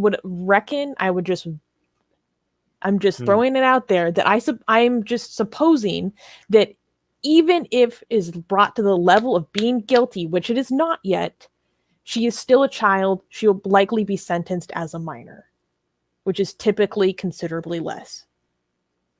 Okay, John or Young or whatever. Armin, stop white knighting. Justice is blind. No, it's not. Not justice. See the difference between adults and children. So white knighting. No, I'm just trying to figure out what's the right thing to do. So Armin does not white knight. Yeah, you should. Ever? I've never seen that. Justice is blind. Nope. Justice sees the difference between adults and children. So you're an idiot. Yeah, there needs to be is there a juvenile court? Like that's different, right? There is a difference. Exactly. Yeah, maybe. Okay. I don't know how things work in France, but if it's anything like America, I would assume. I hope so. I hope the consequences are not because the consequences to this child outside of the legal system could be huge, like the backlash from the community, the ostracization, the school that she has to go to now. Like this is going to be she might have just said something that she didn't know what's going to happen as a result, and now she has to pay for it for the rest of her life. So I just hope it doesn't. I just feel bad, for her as well. What about her parents? Because her father played a significant role. Right. I don't know. That's a different story. I just think a child shouldn't be held responsible. I don't know. I'm just worried. I don't know. Maybe she may have been manipulated by her father. We don't know until all the evidence comes out. And to your point about juvenile courts, I know that Europe has specifically much stronger rules about like not naming people because they're minors that we don't have in the US. So I'm sure that there are juvenile courts in Europe and juvenile, considerations with regard to whatever. But you still have to have investigatory stuff done to figure out what exactly did or did not happen. Harry Sultan is saying, yeah, but that's how we let young children to know that there can be consequences. This is why I said second, because first will always be teaching and training of children. Okay, we do need to go to. Okay, Harris also is saying she'll be fine. Let this experience serve her and other kids and parents serve as an example. Yeah, I mean, I don't know. I'm skeptical. I'm very skeptical, especially when it comes to children. I think like we need to be. I want to say one thing though, as a parent who actually called the police on her own child for something that she did because we could not stop her. It ended up actually being the right thing to do. And she has told me now as an adult, even though she hated me, that she was actually glad that I did it.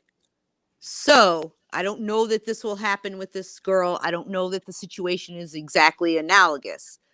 But I do know that with regard to Harris's point about showing children, like I tried to teach her, she couldn't get it through her head because she was at the age that you were talking about, Armin, about being young, doing stupid things, lying, not believing there's consequences to her behavior, and she ended up suffering those consequences. And I'm the one who had to bring them upon her because that's my job as a parent. So that Danielle saying, did she actually do something rather than just say something, Rivka? Yeah, like she just said something. She just but that's all she did. Well, we're not entirely clear yet. Murtad Skeptic gave a really good suggestion. We need a full episode covering this topic. So if you find more information about this in English, please send it to me on Twitter. There we go. And my French friends, please share the internet for information. Yes. By the way, with all that being said, I do like, guys, the reason why we are I think you could support France because France is getting this right better than most other countries, okay? But that doesn't mean that, and we support, right? But that doesn't mean we're not going to find mistakes, and we're not going to see examples of overstepping or violations of human rights. Okay, no country is immune from that. No country is immune from that, right? And part of what making more France. Part of why France is a better country compared to many other countries is because this level of pushback and due diligence and is taken seriously, and people fight back, people question the government's decision, and the government takes these questioning seriously. It's not like, oh, we don't like these countries and we like what France is doing, so we're going to like dogmatically accept everything that France does. We could support France or France's methodology and laws and standards and values. We could celebrate that above other countries and say like, yes, France is getting it right way better than other countries, while at the same time be diligent to notice that if there is anything that we think that, we have a much higher standard for France than other countries, right? And we need to, if we're using France as a symbol for what other countries can be like, then we need to be very strict with what we accept. We're not going to be cultish or dogmatic or like, oh, Macron could do no wrong. No, Macron does plenty of stuff wrong. And we're going to, when he does do anything wrong, or when the French government does anything wrong, or when the policing is like too brutal or too hostile or too much, people are getting judged without any due process or anything like that, we're gonna be there and we're gonna call it out. We're not gonna be hypocrites. We are supporting certain standards that we think makes the world a better place, and we apply it. We apply that to Pakistan as well as to France, right?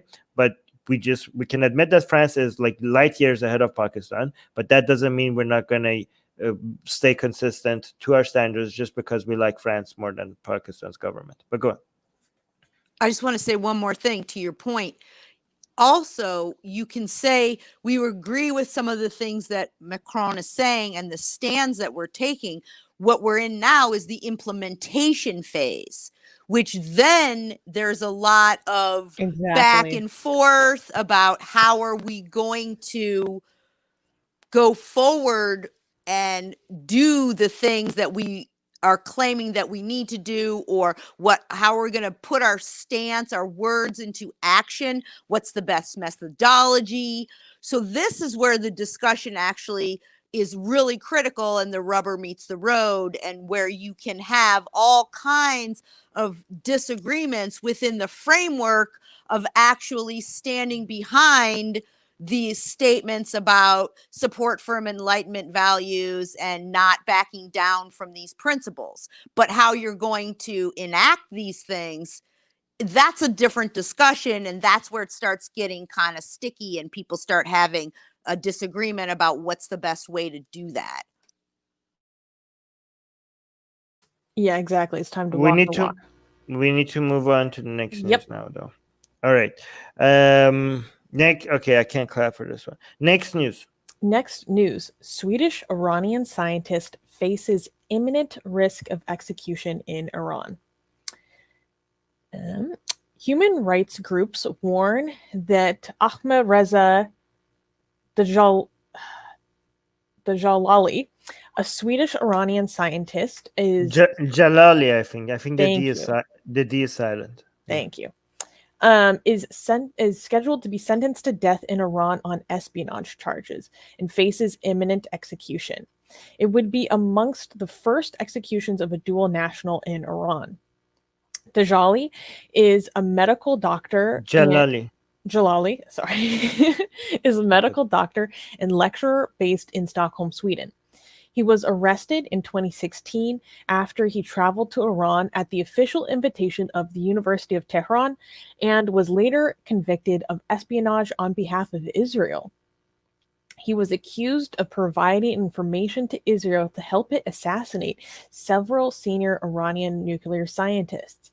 His family and friends said that he was forced into confessions. Any mention of this, the reasoning behind this? Well, he's accused of spying for Israel. No, but the actual reasoning. Because spying... Okay, here, let me actually tell you what I can answer that question. Yes, this is about somebody else. Because of the assassination of the other guy? Yeah, this is about... I mean, go on. One article I was reading about this was really interesting, and it was talking about how a lot of other rights groups and whole other governments have noted that Iran's imprisonment of more and more dual nationals or foreign citizens is likely more about trying to bargain for concessions on the international stage. No, this is about someone else in Belgium, I think, that was an Iranian politician that was about to carry out one of the biggest attacks if it was successful. And we actually need to cover that, because this is more about that. Like this, there's a subtweeting going on here in the background that this is more about. This is a common tactic by Iran's government. First of all, they always go to this accusation, right? Spying for Israel. Like it's a de facto charge that they don't need any evidence for. So basically what happens is that, by the way, this by itself justifies all the sanctions on Iran without any of the nuclear talks. Because what Iran does is that they want something from a country, and I'm actually disappointed that we haven't talked about this more, because this is a major thing. Wow, you guys are actively doing other things. So Susanna, are you coming? I'm listening. No, I'm just cold. No, it's like, oh my God. All right, I'm gonna finish this thought. Okay. What was I even saying? Yeah. Okay. So this is what Iran. Yeah, it's okay. Yeah. Okay. I got this. Okay. What Iran does is that they want something from another country, and what they do to get that from another country is like they look at who they have in Iran, that is this dual citizen of that country and them, right? This is such evil. This is such evil. This is such an evil policy. Like, it's beyond words. Like, they just go hunting for dual citizens in Iran whenever they want something very urgent from another country, right? They want something from Belgium. They're like, oof, let's see who we have. They use their own citizens, Iranian citizens, as bargaining chips.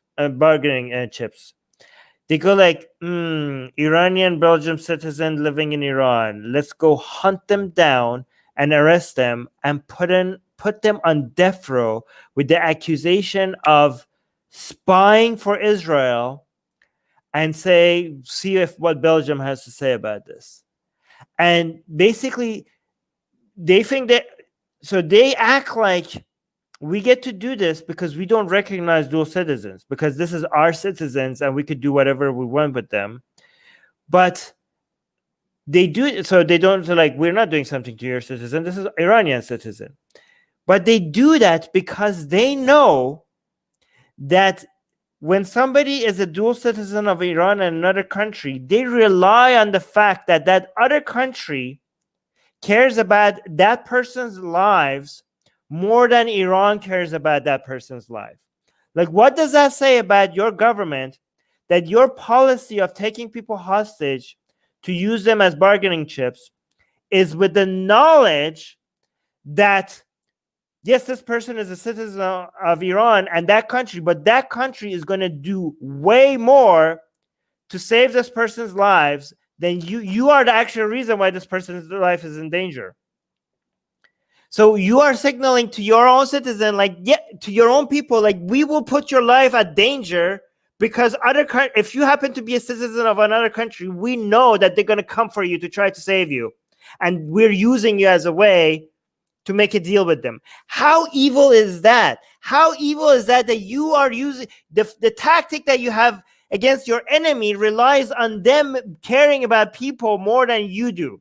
That's your weapon against them. Their humanism, you're using their humanism as a weapon against them. That's how evil your government is. And what's happening here is that, okay, so that's like, this has been going on for years. This, like what I just described to you, that has been going on for 40 years, okay? Or 35 years, okay? What's happening here is that in Belgium, something extraordinary has happened. I don't know, we should have talked about this. I'm going to do a live stream on this. In Belgium, there was a potential attack. Was it in Belgium, right, Rivka? This was in Belgium, right? That was because of Israel. Israel gave information to Belgium and other officials that they managed to stop this attack. But this attack, if it was carried out, it would have been one of the largest attacks, terror attacks in Europe in the past, I don't know when, because it was a large gathering. And so just the size of this attack was already huge, but it's also significant because the person that was going to carry out the attack was an Iranian citizen. Usually when Iran does terror attacks like this, they use their proxies and they're careful not to use any of their citizens to do this. They use like Hezbollah or some other proxy so that that Iran doesn't get the backlash itself, right? But it was beyond just an Iranian citizen. And Rivka, correct me if I'm wrong about this. It was an Iranian politician. It was an Iranian politician that was about to carry out this attack. Absolutely huge. This is huge. We need to cover this. So now what Iran is doing is like, this guy had a court date in Belgium and he didn't show up to his court date. And Iran is trying to save that guy. So they went and kidnapped this person in Iran, a doctor, somebody that is so such a gifted person that is supposed to be like somebody in other countries they would cherish. They would like, this guy is such a treasure to any country that could call this person a citizen. And instead of being celebrated, he's like on death row for being a spy for Israel, right? And what Belgium is doing as a response is like, go eat a bag of I don't know what, like Belgium is not giving into this, Go right? eat a bag of eggplants. Eggplants. Go eat a bag of eggplants, okay? Because Belgium is standing up to this, because other countries, when Iran was like taking hostage their citizens, US Iranian dual citizens, US, I don't know, whatever other country dual citizens, or UK, especially UK, they come and they get underneath like Iran, what can we do? Do you want some of your prisoners in the UK? Can we release those? Can we do this deal with you? Can you please let our citizens go? But Belgium is like, you know what? Go screw yourselves, right? We're going to double down on arresting this. And I think this is like not negotiating with terrorists. It's taking it to like, yeah, when we say we don't negotiate with terrorists, that includes states sponsor of terrorists, right? And if Belgium managed to, like, so Belgium is going on full on and like, no, we're going to double down instead of actually giving into this. And if that happens, and there's this woman now in Belgium, she's now getting the government of Belgium to not only keep on with the prosecution of this person in Belgium, but to be like, you know what, if you execute this person, that's the end of all trade agreements with Iran. And that's going to go move forward. So they're like not only stepping back, they're like, you know what? You threaten us, we threaten you with something that you care about. So, guys, this is what, to anybody that is against sanctions and against Iran, you have this government kidnapping your citizens. If you don't, I mean, this justifies going to war with a country like this. But if you think if you think war is too much, if you don't think that this doesn't justify full on, not just sanctions, complete and an abandonment of any trade with a country like that is kidnapping your citizens as a way to get favors from you, if you don't think this justifies sanctions, I don't know what you think. What do you want to do in response to something like this? What's the response then? Wait, Anyway. So Belgium was taking that stance even though this man is a Swedish national? Rivka? Well, no, I It was- couldn't hear what you were saying, but this guy is Swedish. Yeah, So, but but it I was think your attack was in point- Belgium. Well, Yeah, I go know that I was going to Let me say, I bring it couldn't up. hear what you were saying, but I know that this is part of this payback thing. Regardless of wherever there was any attack foiled, this is how they do it. They trade in Iranian blood with other countries Right. to get whatever it is that they want. I also feel like it's some kind of payback for any, Western nation who may be, either aligned with the sanctions. I'm trying to look this up. I remember there was one in Bahrain in 2015. There was a foiled terrorist attack in Belgium. In Bahrain, they just claimed that they foiled a terrorist attack from Iran in September. But I couldn't hear what you were saying, part of it. But I also know that what you were saying about using their own people and counting on the morality of the other of their enemy more. It's a very Hamas-like move.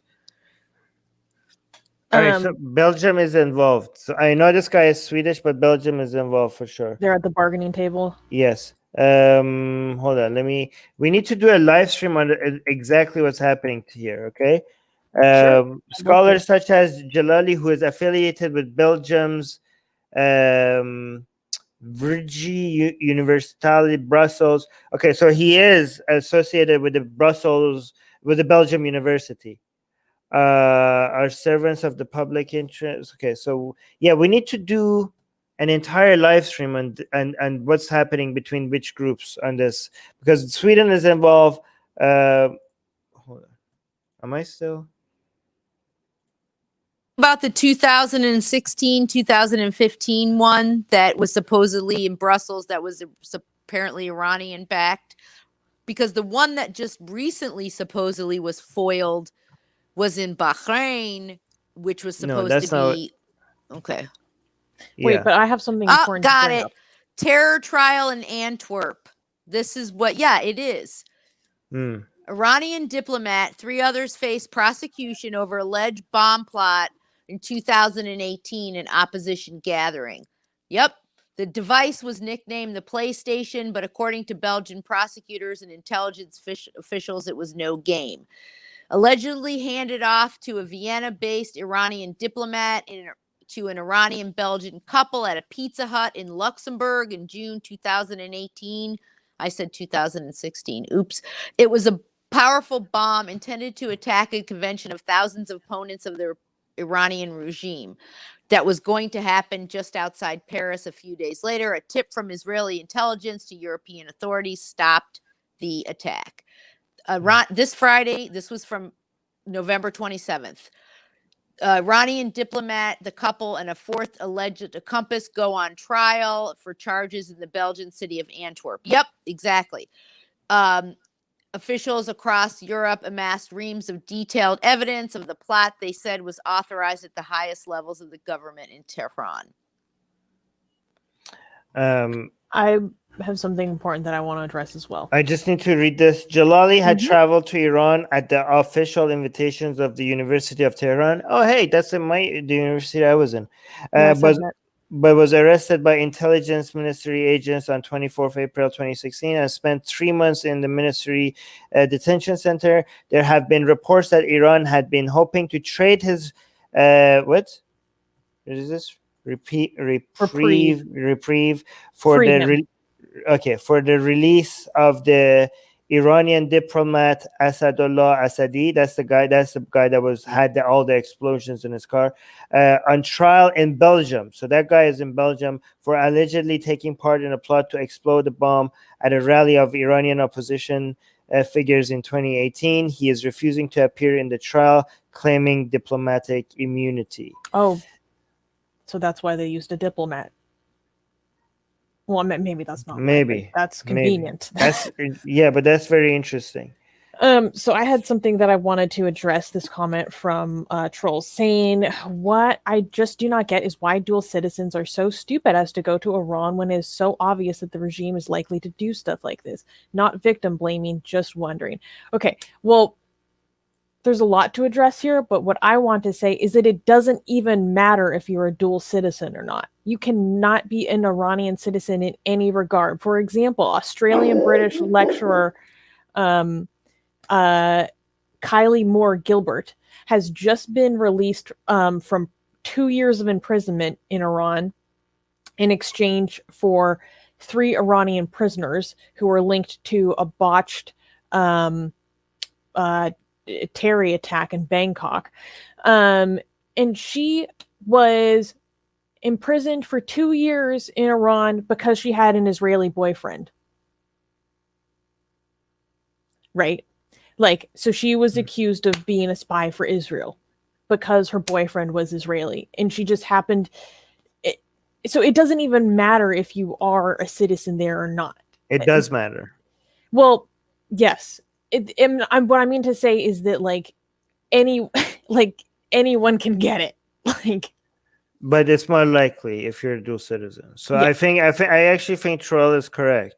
I mean, I think you shouldn't no, I think no dual. I mean, there's so many examples of dual citizens getting into trouble that I don't think. I think it's really. I'm sorry to say, but it's idiotic to go to Iran if you're a dual citizen. I guess what I mean to say is that not being a dual citizen, like having no citizenship in Iran, is not going to protect you either. Yeah, but you're a much higher chance of being a target. Much higher chance of being a target if you're a dual citizen. So that you should take that into account and not go to Iran. I mean, it's Iran's loss, I guess, right? I'm just trying to find exactly. I'm gonna do a live stream later on Belgium's response, because Belgium is like, I saw a Persian article about this, but I can't find anything English about this with regards to this whole not backing down. Once I found it, I might do an entire live stream on it, because this might end up being extremely shifting everything in a direction that's, because Europe is now treating both Germany, Belgium, Sweden. It used to be United States and Israel were extremely aggressive, and European countries were in the between. They're let's be aggressive, but not too aggressive. But this attempted attack, might really switch things around. Okay. might really change the way that many may change the way many European countries are going to look at the way that they handle they work with Iran. And this is devastating for Iran, because Iran's government was hoping things are going to change around now that Trump is lost, right? But Europe is, it's going to make it, if Europe takes a more aggressive stance against Iran, if, again, a lot of this is if, it's going to make it very difficult for Biden to renegotiate that deal. So we'll see what happens. Terrell is saying, "Oh, don't get me wrong. I think any Westerner would be nuts going to Iran. I was thinking of cases like Nazanin, Radcliffe. Yeah, she's still, yeah. No, I think actually, Terrell, I think dual citizens are. I don't think actually foreigners who are not dual citizens. I think they're pretty safe going to Iran. Actually, to be honest, I don't think because for dual citizens, Iran thinks that they have a case that they could do whatever they want to them. If you're not if you're a foreigner, if you're like a Belgian citizen that is not an Iranian citizen, and you go to Iran and you get arrested and you're on death row, that's like, hey, that's the end of the. I mean, no, like you're going to be freed like within weeks, for even if they have anything against you. There's no way they're going to do. Like if you're not a dual citizen, there's no way they're going to execute you or even threaten you with putting you on death row. Like that is an invitation of an outright, like entire international, crap storm. Like that's an invitation to an outright war or something like that, right? So yeah, I think actually if you're not a dual citizen, you're pretty safe. But but still, I don't recommend it. But still, you can have a really bad time. Yeah, go on. I was going to say something to your point is that there's having the dual citizenship makes you a bargaining chip for Iran. But also, so that's what's attractive about you versus just a national from another country is potential international incident. That's not what they want. They want leverage. And that's what they see dual citizenships as. They have the leverage over a country. The reason why you're leverage, because there's an ambiguous, like, international law, like it doesn't invite like everybody turning against you, because you could technically say, well, this is our citizen, right? You don't have jurisdiction over telling us what to do with our citizen, right? But if somebody was not a dual citizen, they wouldn't be able to use that as a bargaining chip, because people are like, yeah, like you just arrested one of our citizens and now they're on death row. Like, yeah, here comes our ships and our army and everything, right? I mean, that would be the natural reaction to that. But anyways, we should go to the next news. What's the next news? Let me see. Oh, yes. It's not good news, but it's one of our favorite conspiracy theories. So maybe we could talk about it. Okay. Clap for it. Okay, cool. Next. We'll take what we can get. Take what we can. Next news. Next news. India's most populous state passes anti-love jihad law. Uttar Pradesh, or UP, which is India's most populous state, recently introduced a law outlining so-called quote-unquote love jihad on November 24th, the first of at least 5 states that are considering new legislation targeting interfaith relationships in the world's largest secular democracy.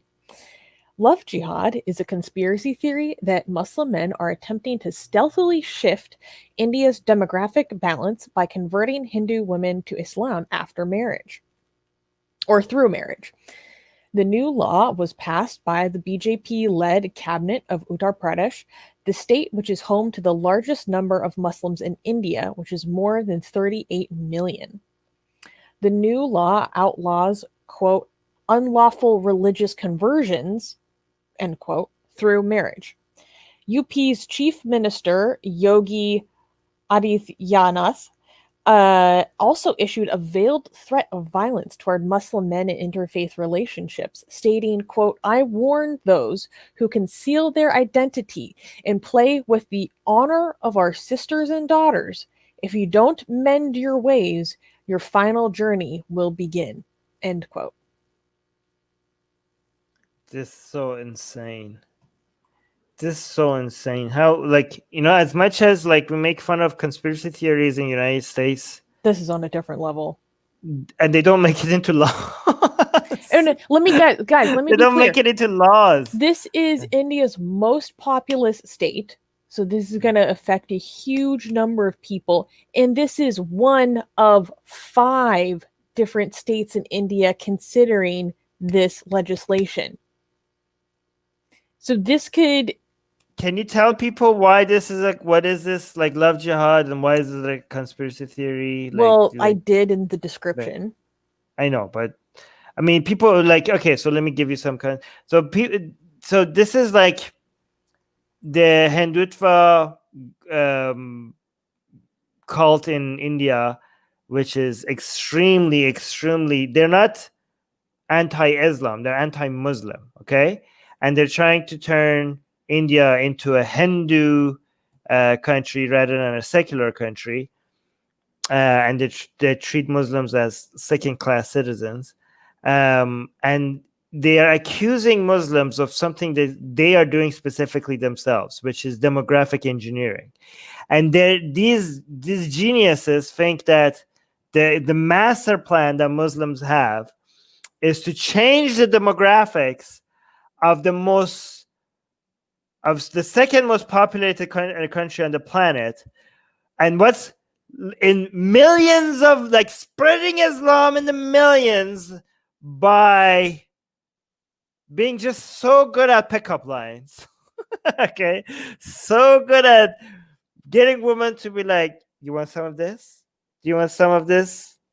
Do you want some of this? This is what the Muslims are like. Well, there's Come kind get of it. 2 levels to it. No. This is like, this is the genius plan, okay? They're going to make India Muslim by going after Hindu women and be like, I mean, come on.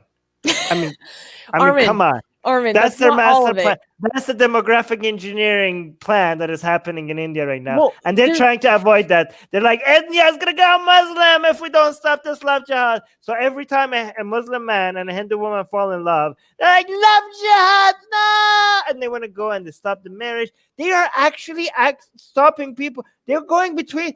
People are falling in love. And They're stopping one in Lucknow right now. Right? As we Family speak. consented. We're going to Guys, talk about that next week. Okay, guys, Hindutva, pay attention, okay? Oh boy. If people fall in love and you get triggered, and if you are, you know how we have movies and cartoons when 2 people fall in love and there's this evil character that is trying to stop them because these people in love is like ruining their master plan. If you're that evil in all of this, you're the evil. Are we the baddies? Yes, Are we the baddies? If you're anti people falling in love, you have to ask yourself at some point, like, are we the baddies? Are we the baddies in this story? We are the baddies in the story, aren't we? We're the baddies in this story. Just consider, when you're anti-love, what does that say about you? Anyways, Rivka wanted to say something. No, I wanted to say something. I just want to say that Time says this article Rivka just says goes it's for baseless.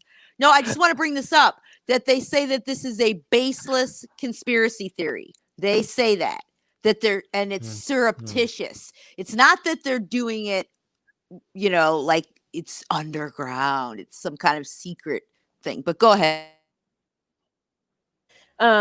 Katie has a good comment. Katie is saying the population of UP alone is almost the same as the population of Pakistan. Well, and I was just going to go back, and then some other people had really good other comments. Like Soraya had a great comment saying, in the name of love jihad, they are doing law jihad. Yes, they're doing demographic India. Yes, that's what, actually, I forgot to make my point. My point was they're doing the Hindutva, they're doing demographic engineering to make India Hindu, while with laws and moving populations that actually work in demographic engineering, while accusing Muslims of demographic engineering through picking up women, Hindu women, and converting them to Islam. Like, yeah, sure. But go on, Susanna. So, well, you were talking about like the plan is that Muslim men are like, hey, like get some of this, and it's just like, do you see the nur in my face? Like you cannot escape it. The nur in my face. They have a beer, the scent of roses. Wait, no, guys. I'm really pleased that I got Armin to laugh that hard, though. So nur in my face. So that's perfect. There's many levels to this. So on one, there is this. Some politicians who are, all wrapped up in this have said that Muslim men are just more sensuous, like they just do have some sort of other more masculine sex appeal that gets it. So that's one aspect to this. But then the other aspect to it, and I want to read this comment in a second. There's another aspect to it. This is not actually about this supposed sensuous nature of Muslim men. It's actually more forced conversion type. I mean, well, this whole thing is forced conversion, but more malicious, more like Pakistan-esque, as in the type of like bride kidnapping that happens there. And they're taking advantage of the reality of what happens to young girls, typically young Christian and Hindu girls, of their actual kidnapping, their actual raped and being forced into mostly child in marriage. Pakistan. Like I said, mostly in Pakistan. It seems primarily in Sindh province. I could be wrong. They're taking advantage of that reality and they're using it for their purposes. So it's not always that it's like that there was this there. But let me finish. It's not always that there's this sexiness to it that just draws women in because they're like, oh my God. But there's also an aspect of it that is seen to be quite violent. No. Okay, that's what they say. But when they would actually go and stop, is people actually consensually falling in love with each other. They're like, stop the kidnapping! The love jihad is kidnapping. And then you look at what they actually stopping. It's like it's people falling in love. People falling in love. Like this is not so. It's difference between what they're saying and what they're doing. Okay, and again, the kidnappings that are happening mostly in Pakistan. Okay, they're not doing that to spread Islam. They're just like they use again. And people don't understand most the toxic, the poison of religion is that it's used as mostly as a way for people to get their evil intentions. Okay, so when Muslims, for example, when they kidnap Christians or Hindus or whatever, it's because they're goddamn incels that are using Islam to get their evil ways, to get what they want. It's not like, oh no, this is not about me like kidnapping a girl that I get to rape all day and night. No, this is me about spreading Islam. This is for Allah. This is for you, Allah. I don't want to do this, but I'm doing this for Allah. No, bull crap. Most people are evil, and religion provides them the tool and the shelter and the protection they need to carry out their evil. It's not like it's for the sake of their religion. Religion is a powerful weapon that makes you be able to carry the evil that you want easier. So even when it happens in Pakistan and sometimes in India, but mostly in Pakistan, it's not because these people are trying to spread religion. They're using religion for something else. And yes, these people, imagine looking at these victims of kidnappings and like, how could I use this again for my own political agenda instead of actually doing something that helps these victims, which they're not. They're not doing anything. Like imagine passing laws that stops love jihad instead of actually doing something to provide security for these victims. You're using these victims, right? But go on, you want to say something? They are 100% using these victims. I would just like to acknowledge that Har Sultan is telling me that I'm spot on. Okay. Yes, I have been watching your channel. And he's also telling Armin to let me finish. But I wanted to read this comment by Trolls saying, the hilarious part of this conspiracy theory is that these nutjobs' own sex negativity makes the growth of Hindus less than it could be. Which brings up an important point. This isn't exclusively about marriage. This is about the children that will be sired from that marriage. Because accordingly, the children of a Muslim father with a Hindu woman, even if she never converts, is I guess I don't know if this is Islamic law or just culturally, but they're going to be Muslim. And so that's where part of the demographic engineering comes in as well. It's not exclusively women. It's actually about the assumed children that she will give him. I think that that's really the biggest point, is that they're talking about to whom do these children belong, right? And Christianity and Islam, the fathers of that religion, that's what the children are, right? Of the three Abrahamic ones. Judaism's the outlier in that, but yeah, that's exactly the point. It's not even just the women, it's like the product of their property, which they, as these Hindus, own. But dog's biting something.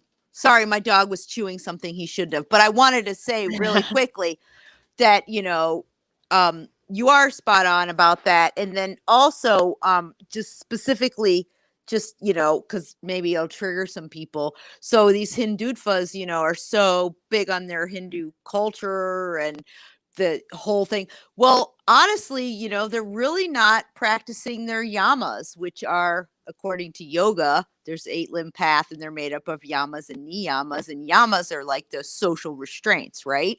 And one of them is ahisma, which is truthfulness or non-harming, okay?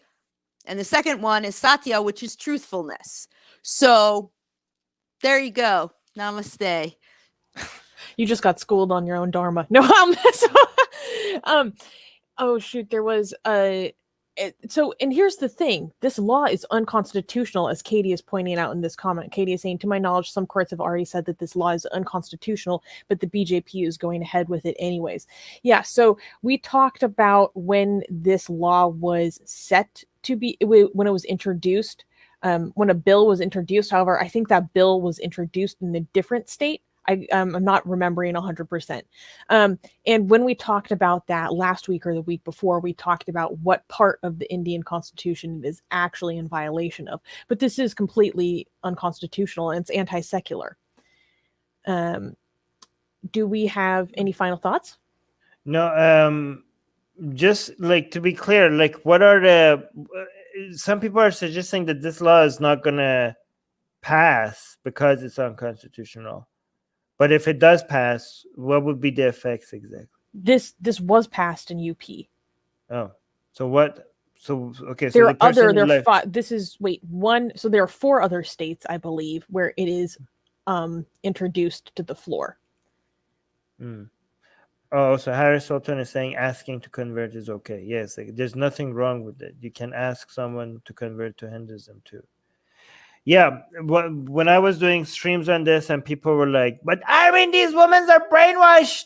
You don't understand. They're being brainwashed to convert to Islam. And these are the same people that celebrated when a Hindu man marries a Muslim woman. This shows that the fact that they think they own women, they're trading in women. Like, you stole our woman. Oh, we got one of their women. It's like the fact that they get butthurt when a Muslim man is marrying a Hindu woman, and they get excited when a Hindu man is marrying a Muslim woman. It shows that they just they're looking at women as possession, and whether they're winning one or losing one, as is like these are our property that are being sold, right? Are being stolen from us, right? So this is like complete misogyny, which is interesting because these are the people that go around and usually accuse other people, including us, of misogyny. But the fact that when they say like Armin, they're being brainwashed, I'm like, who the hell are you to decide? These are adults, right? And you are making you think you have control. You get to decide whether a grown woman, if their conversion to Islam was legitimate or not, based on what you want them to do. You're making the decision for them. They're adults. They're consenting adults. But go on. Both of you want to say something. Har Sultan just sent me a news story on Facebook that we have to cover. He sent me a story that happened 2 days ago about an Indian Muslim man who was arrested under this new law within the past 2 days. already being wow. Yes, so we Okay. have to cover this. Thank you, Horace. Yes, it's called free effing Effing dumb. dome. Exactly, Harris. Yes. Rivka, you wanted to say something. I just wanted to. I forgot one more, the biggest one. The non-grasping about the Dharma, non-grasping, non-possessiveness. You need to let go, stop grasping, no feelings of jealousy. So there you go. There's another one to get triggered by Hindutva's. Yeah, the story he sent me is about the first man to be arrested under this new law. Interesting. Katie is saying not just asking the Hindutva is celebrating Christians converting to Hinduism in India and highlighting it as a Hindu victory. Ew, gross. Anyways, oof, hold on. We need to Times is trying to sell me a subscription. I'm like, go away. What do we have? We have one more news. Last news. Oh, and Soraya is very quickly saying that it's in violation of Article 51A of the Indian Constitution. Thank you. And I think when I read in the last news when we covered this that it was a different article as well. But thank you everyone for your feedback. So time for the last news, and I'm going to clap for this, even though it's not good. But I'm going to clap for this because I have been looking for credible information on this for a long time, and I finally found it. So I'm excited by that, and I'm always excited to provide updates on atheist political prisoners. So, Next news. The continued detention of atheist political prisoner Sohail Arabi. On November 7th, 2020, exactly 7 years since his initial imprisonment, Iranian atheist blogger and human rights activist, Sohail Arabi was informed that he would be transferred from prison ward 2A of Evin prison in Tehran to another unknown detention center. Arabi, who has been in detention since 2013 for blasphemy, has suffered repeated torture and been denied medical treatment from prison officials. His mother, Farangis Mazlum, has faced judicial harassment and criminalization due to her advocacy on behalf of her son. In October 2020, she was sentenced to 18 months imprisonment by the Tehran Revolutionary Court on charges of, quote, gathering and colluding against national security, end quote, for continuing to speak out against prison conditions. Thus far, Arabi has not been informed where he is to be transferred or for what purpose. Her mother was arrested right after she did an interview. Right after she did an interview with Atheist Republic's Persian channel. And she said to us in that interview, which we have subtitled in English, so go watch it. She paid so much to be able to do that interview. She told us that she knows that there's going to be a backlash to her doing this interview with us, but she's willing to do this for her own son. So she knew that she had to pay for it, and she still wanted to do that interview to get the message out for her son. So more people need to go watch that interview because she paid a high price for more people knowing the story. Okay, and I just want to say, like, Susanna has been really trying hard to, like, she's been waiting to report on this for a very long time. She's been actively hunting for credible, because she didn't want to she wanted to bring updates to you guys, but she didn't want to use a source that she couldn't rely on. So she's been like waiting for any credible source to give us an update so that she could come here. So thank you so much to Susanna for Like, she was so desperate to give us an update for like months now, and she finally found a reason to be able to update us. So Yeah, thank you. so the update on him is kind of old. And there's a number of updates actually that I'll go through in a second. The latest one was the 7th November, but there was ongoing stuff that I was watching happening in early September and October. But the only sources that I could find on it were sources that were front groups for the destructive terrorist cult that known as MEK. And I'm not gonna provide to my audience front groups for MEK. If you guys don't know what MEK is, well, Armin can tell you, or you can Google it, but it's terrifying stuff. And Right. and they use political prisoners in their anti-regime narrative as a way to draw people in and try to get political credibility. So I'll just take. So, like I said, some of these updates are older, but it took me a long time to find a source that I felt comfortable sharing with you guys.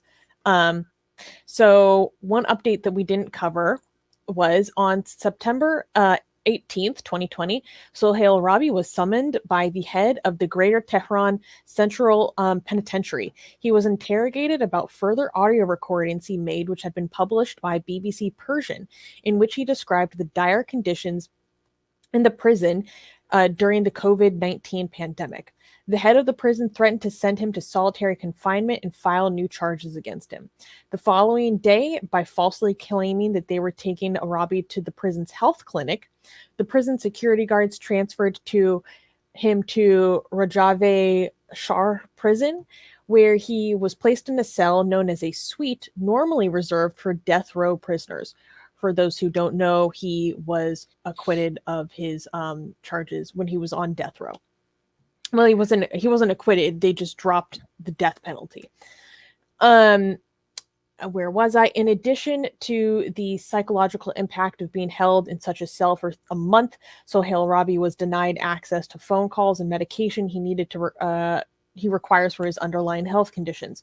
The defender has been suffering from painful inflammatory conditions since April 2019.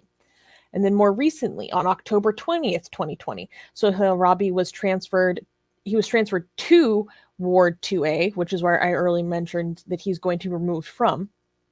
So he was transferred to Ward 2A of Evin Prison, which is run by the Iranian Revolutionary Guard Corps, commonly known as the IRGC, intelligence service. Here, his family were allowed to visit him for the first time in over a month. Also, towards the end of October, so his mother, that's when his mother was sentenced to 18 months imprisonment. And Gossam was pointing out in the live chat that there are other sources saying that she was imprisoned or before. This is reoccurring. As I said before, she faces reoccurring judicial harassment.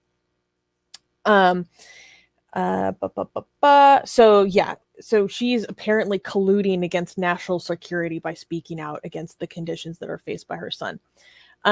However, she has yet to receive a summons for her to begin her sentence.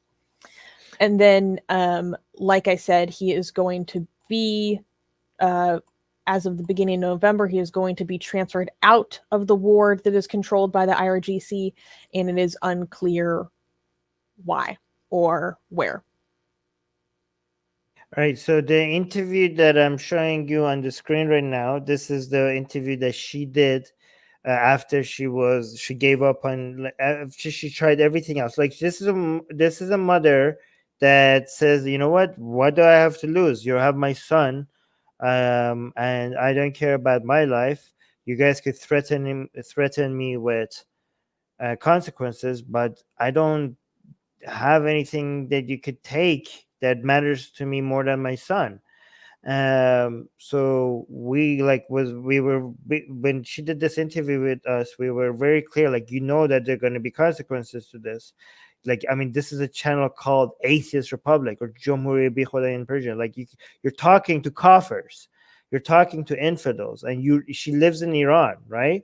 And told her, you're gonna tell us about your son being in prison, and you're gonna come complain to a channel that this problematic, And she's like, yeah, you guys are the only people that is going to like interview me about this, and I need to get my voice out, so I'm going to do it. So she did this interview, and now she's facing jail time. So she has paid a really heavy price to do interview like this, right? So it's a shame that this video doesn't get the attention that it deserves.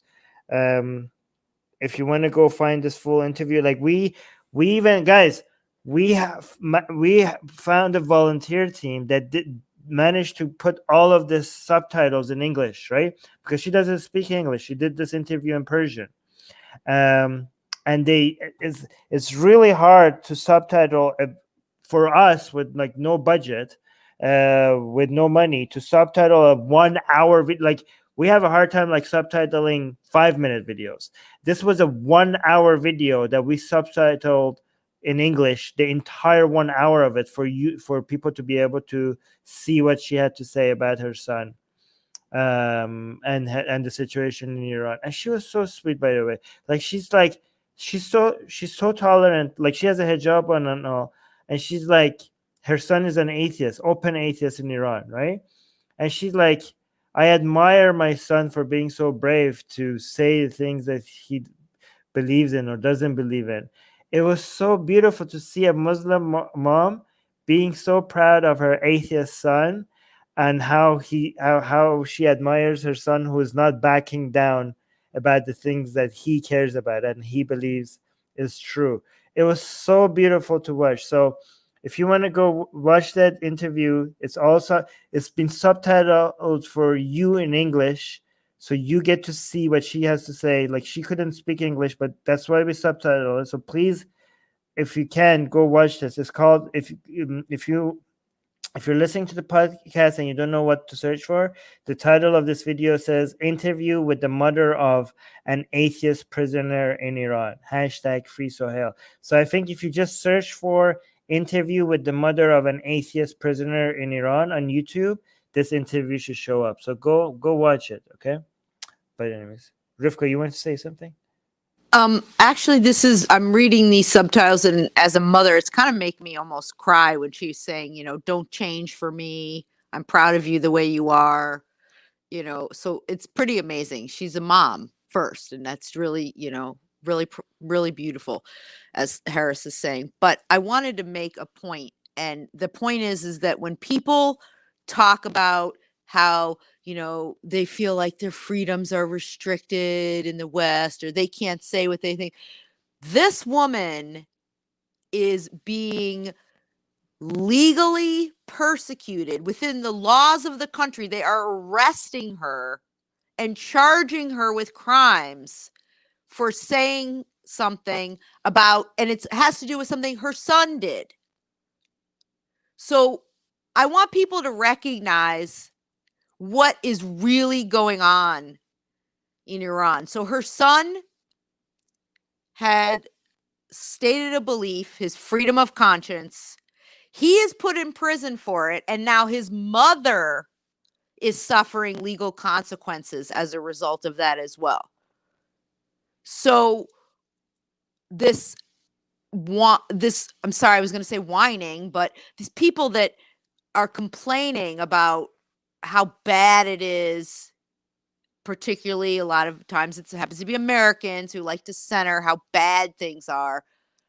No, this is how bad things can get.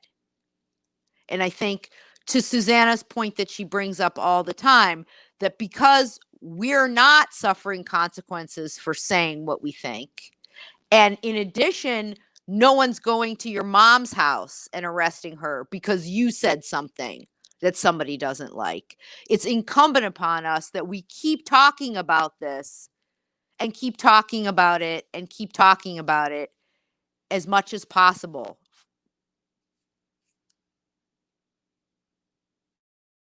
Yeah, exactly. I think it's a personal moral imperative of mine. And yeah, this actually brings me, well, Armin, do you have any final thoughts? Yeah, I know. I think I know what you're about to say. So let's go to that. I'm going to bring it up. But go on. Yeah, so speaking of the moral imperative of protecting blasphemy, protecting freedom of expression, and protecting those who face deadly consequences for their blasphemy, Armin and I will be speaking at Protecting Blasphemers 2. And Harry Sultan. Yes, and give me a second. And Harris Sultan, who's in the live chat. So this is hosted by the Center for Inquiry Canada. I helped organize this with Honor Romano, who is the ED of Center for Inquiry Victoria in the virtual branch. Honor himself is an atheist refugee from Turkey. And we have many amazing speakers, like, well, myself and Armin, and Apostate Prophet Ali Rizvi, Zara K, Hara Sultan, Muhammad Syed, Seth Andrews, Leo Igwe. If you don't know who Leo Igwe is, and super inspiring individual, and tons of people. And part of the format of this is that each of us are going to be talking about a case that happened in 2020. So really highlighting individuals who are affected by the persecution of blasphemy. So, for example, this is why it's so relevant. Armin will be representing the case of Sohail Arabi. I will be representing the case of Tahir Nassim, who was a U.S. citizen and Ahmadi Muslim who was shot dead in the middle of a courtroom in Pakistan recently for the allegation of blasphemy by a teenager who was given a handgun by a paralegal and smuggled past security. And there's going to be many other relevant cases that we are talking about. Zara K will be representing Samuel Paty, and we'll also be discussing why this is important. Why is it important to protect blasphemers? Leo Igwe will be representing Mubarak Bala, the president of the Humanist Association of Nigeria, who is currently under arbitrary detention in Kano State. And put a lot of work into this. And I'm really excited that it's happening so soon. So check it out. The link, this is what's most important. The link is in the description. Check it out. Check it out. It's in the description. Go register. So Kim Kardashian in the live chat is saying a group of intelligent hate preachers gathered to disperse waste. Dang, Kim. Yeah. That should be in the description of our events. I like Kim, it. what's more hateful? People who say like, hey, I should be able to like say what I want about an imaginary friend I'm not obligated to worship, or the person who says, you should be killed for your criticism of that imaginary friend. Like, I think the latter is more hateful to me, but like, okay. Hara Sultan is saying, I will be talking about Junaid Hafiz. That's awesome. I was hoping that you would take that case, Haris. So for those who don't know, Junaid Hafiz is a Fulbright scholar who was arrested in Pakistan over blasphemy. I think he's still fighting the death penalty there and or facing it. And yes, how do we attend? Is the link for this in the description? Yes, it is, or it should be. Armin, did you do it? Yeah, I think so. Oh okay. Wait, let me check. It is. Wait, yes. So if you scroll down to the bottom where we keep all the news segments, you should find the link. Yeah, it's in this sources section. Yes, and Haris is reminding us that Junaid Hafiz has been on death row since 2014. Okay. Yeah. All right. But this is Susanna's first. Is this your first activist related speaking event? I guess so. Yes. Okay. Rivka, I mean, I do this numerous times a week. No kidding. No. This is like an event. I mean, the reason why we have online events is because we are dealing with COVID and stuff like that. But Rivka should also get on this at some point. Get into some events. Yeah, nobody bothered to ask me. No, I'm just kidding. But nobody did. No. Well, this one was specifically about, I don't know. Yeah, we'll get you involved in something at some point. We will. I'll promise. It's all love. No, we have plans, Rivka. Don't act like we Yeah. don't talk behind the scenes. Come on. Yeah. So yeah, that's all we have for you guys this week. Don't Hey, worry. Katie. There's always the producer and the executive producer that people need. Wait, guys, I just Gotta get realized at the end of the show that we didn't put our X's in our name titles this week. Oh yeah, we forgot. I What was- did, and I took mine out midway through because I noticed you two didn't. So I'm like, is this another thing that nobody told me about? Oh god. Called out. Rivka Here always- Sultan is saying Nana, or that's how I say it because that's what my family calls me as a nickname, or Nana.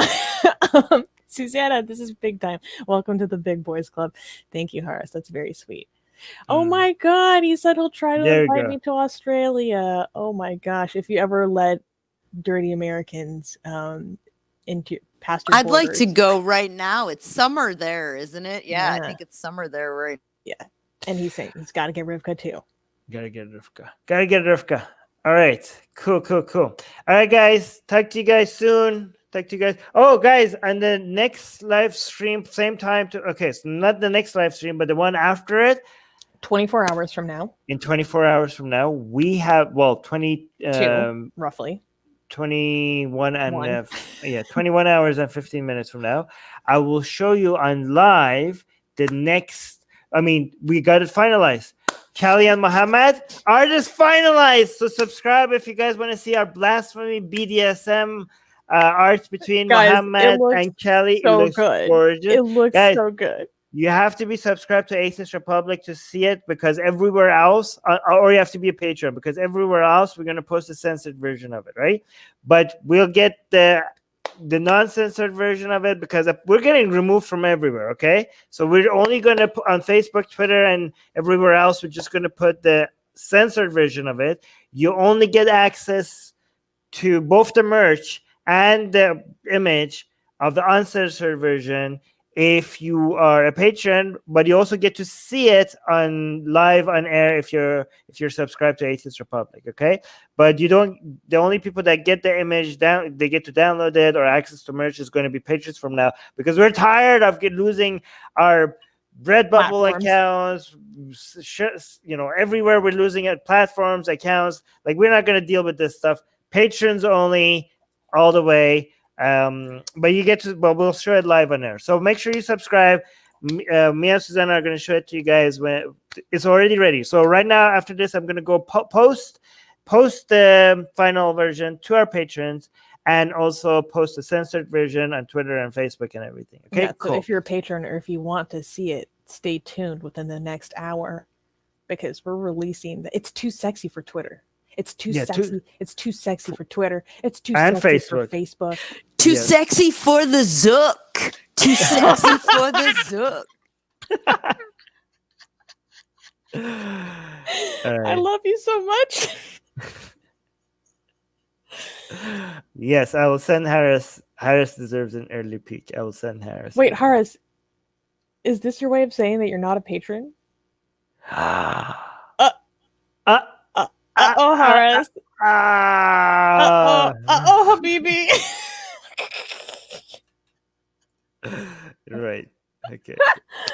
All right, guys. You played yourself, bro. Yeah. Oh, you are? Well, then you're gonna see it in a few minutes. Then I'm gonna post it right now. Cool. Actually, we need to come up with a description, and that usually takes like an hour with me and Susanna. So that's not true. Harris saying I am a patron. Okay, so you're gonna see it on Patreon right away soon. It's coming in a few minutes. Harris, the Sultanate is spared only because you're a patron. Otherwise, and the next one, guys, if you're a patron, remain a patron, because the next one is Aisha and Fatima as an adult. And Aisha as an adult. Aisha as an adult, and it has to happen right away, because remember how we told you at the end of the month we lose 20% patrons and then we get back up 10 to 20%. But this month we lost 15%, and then we made it back 20. We made it back.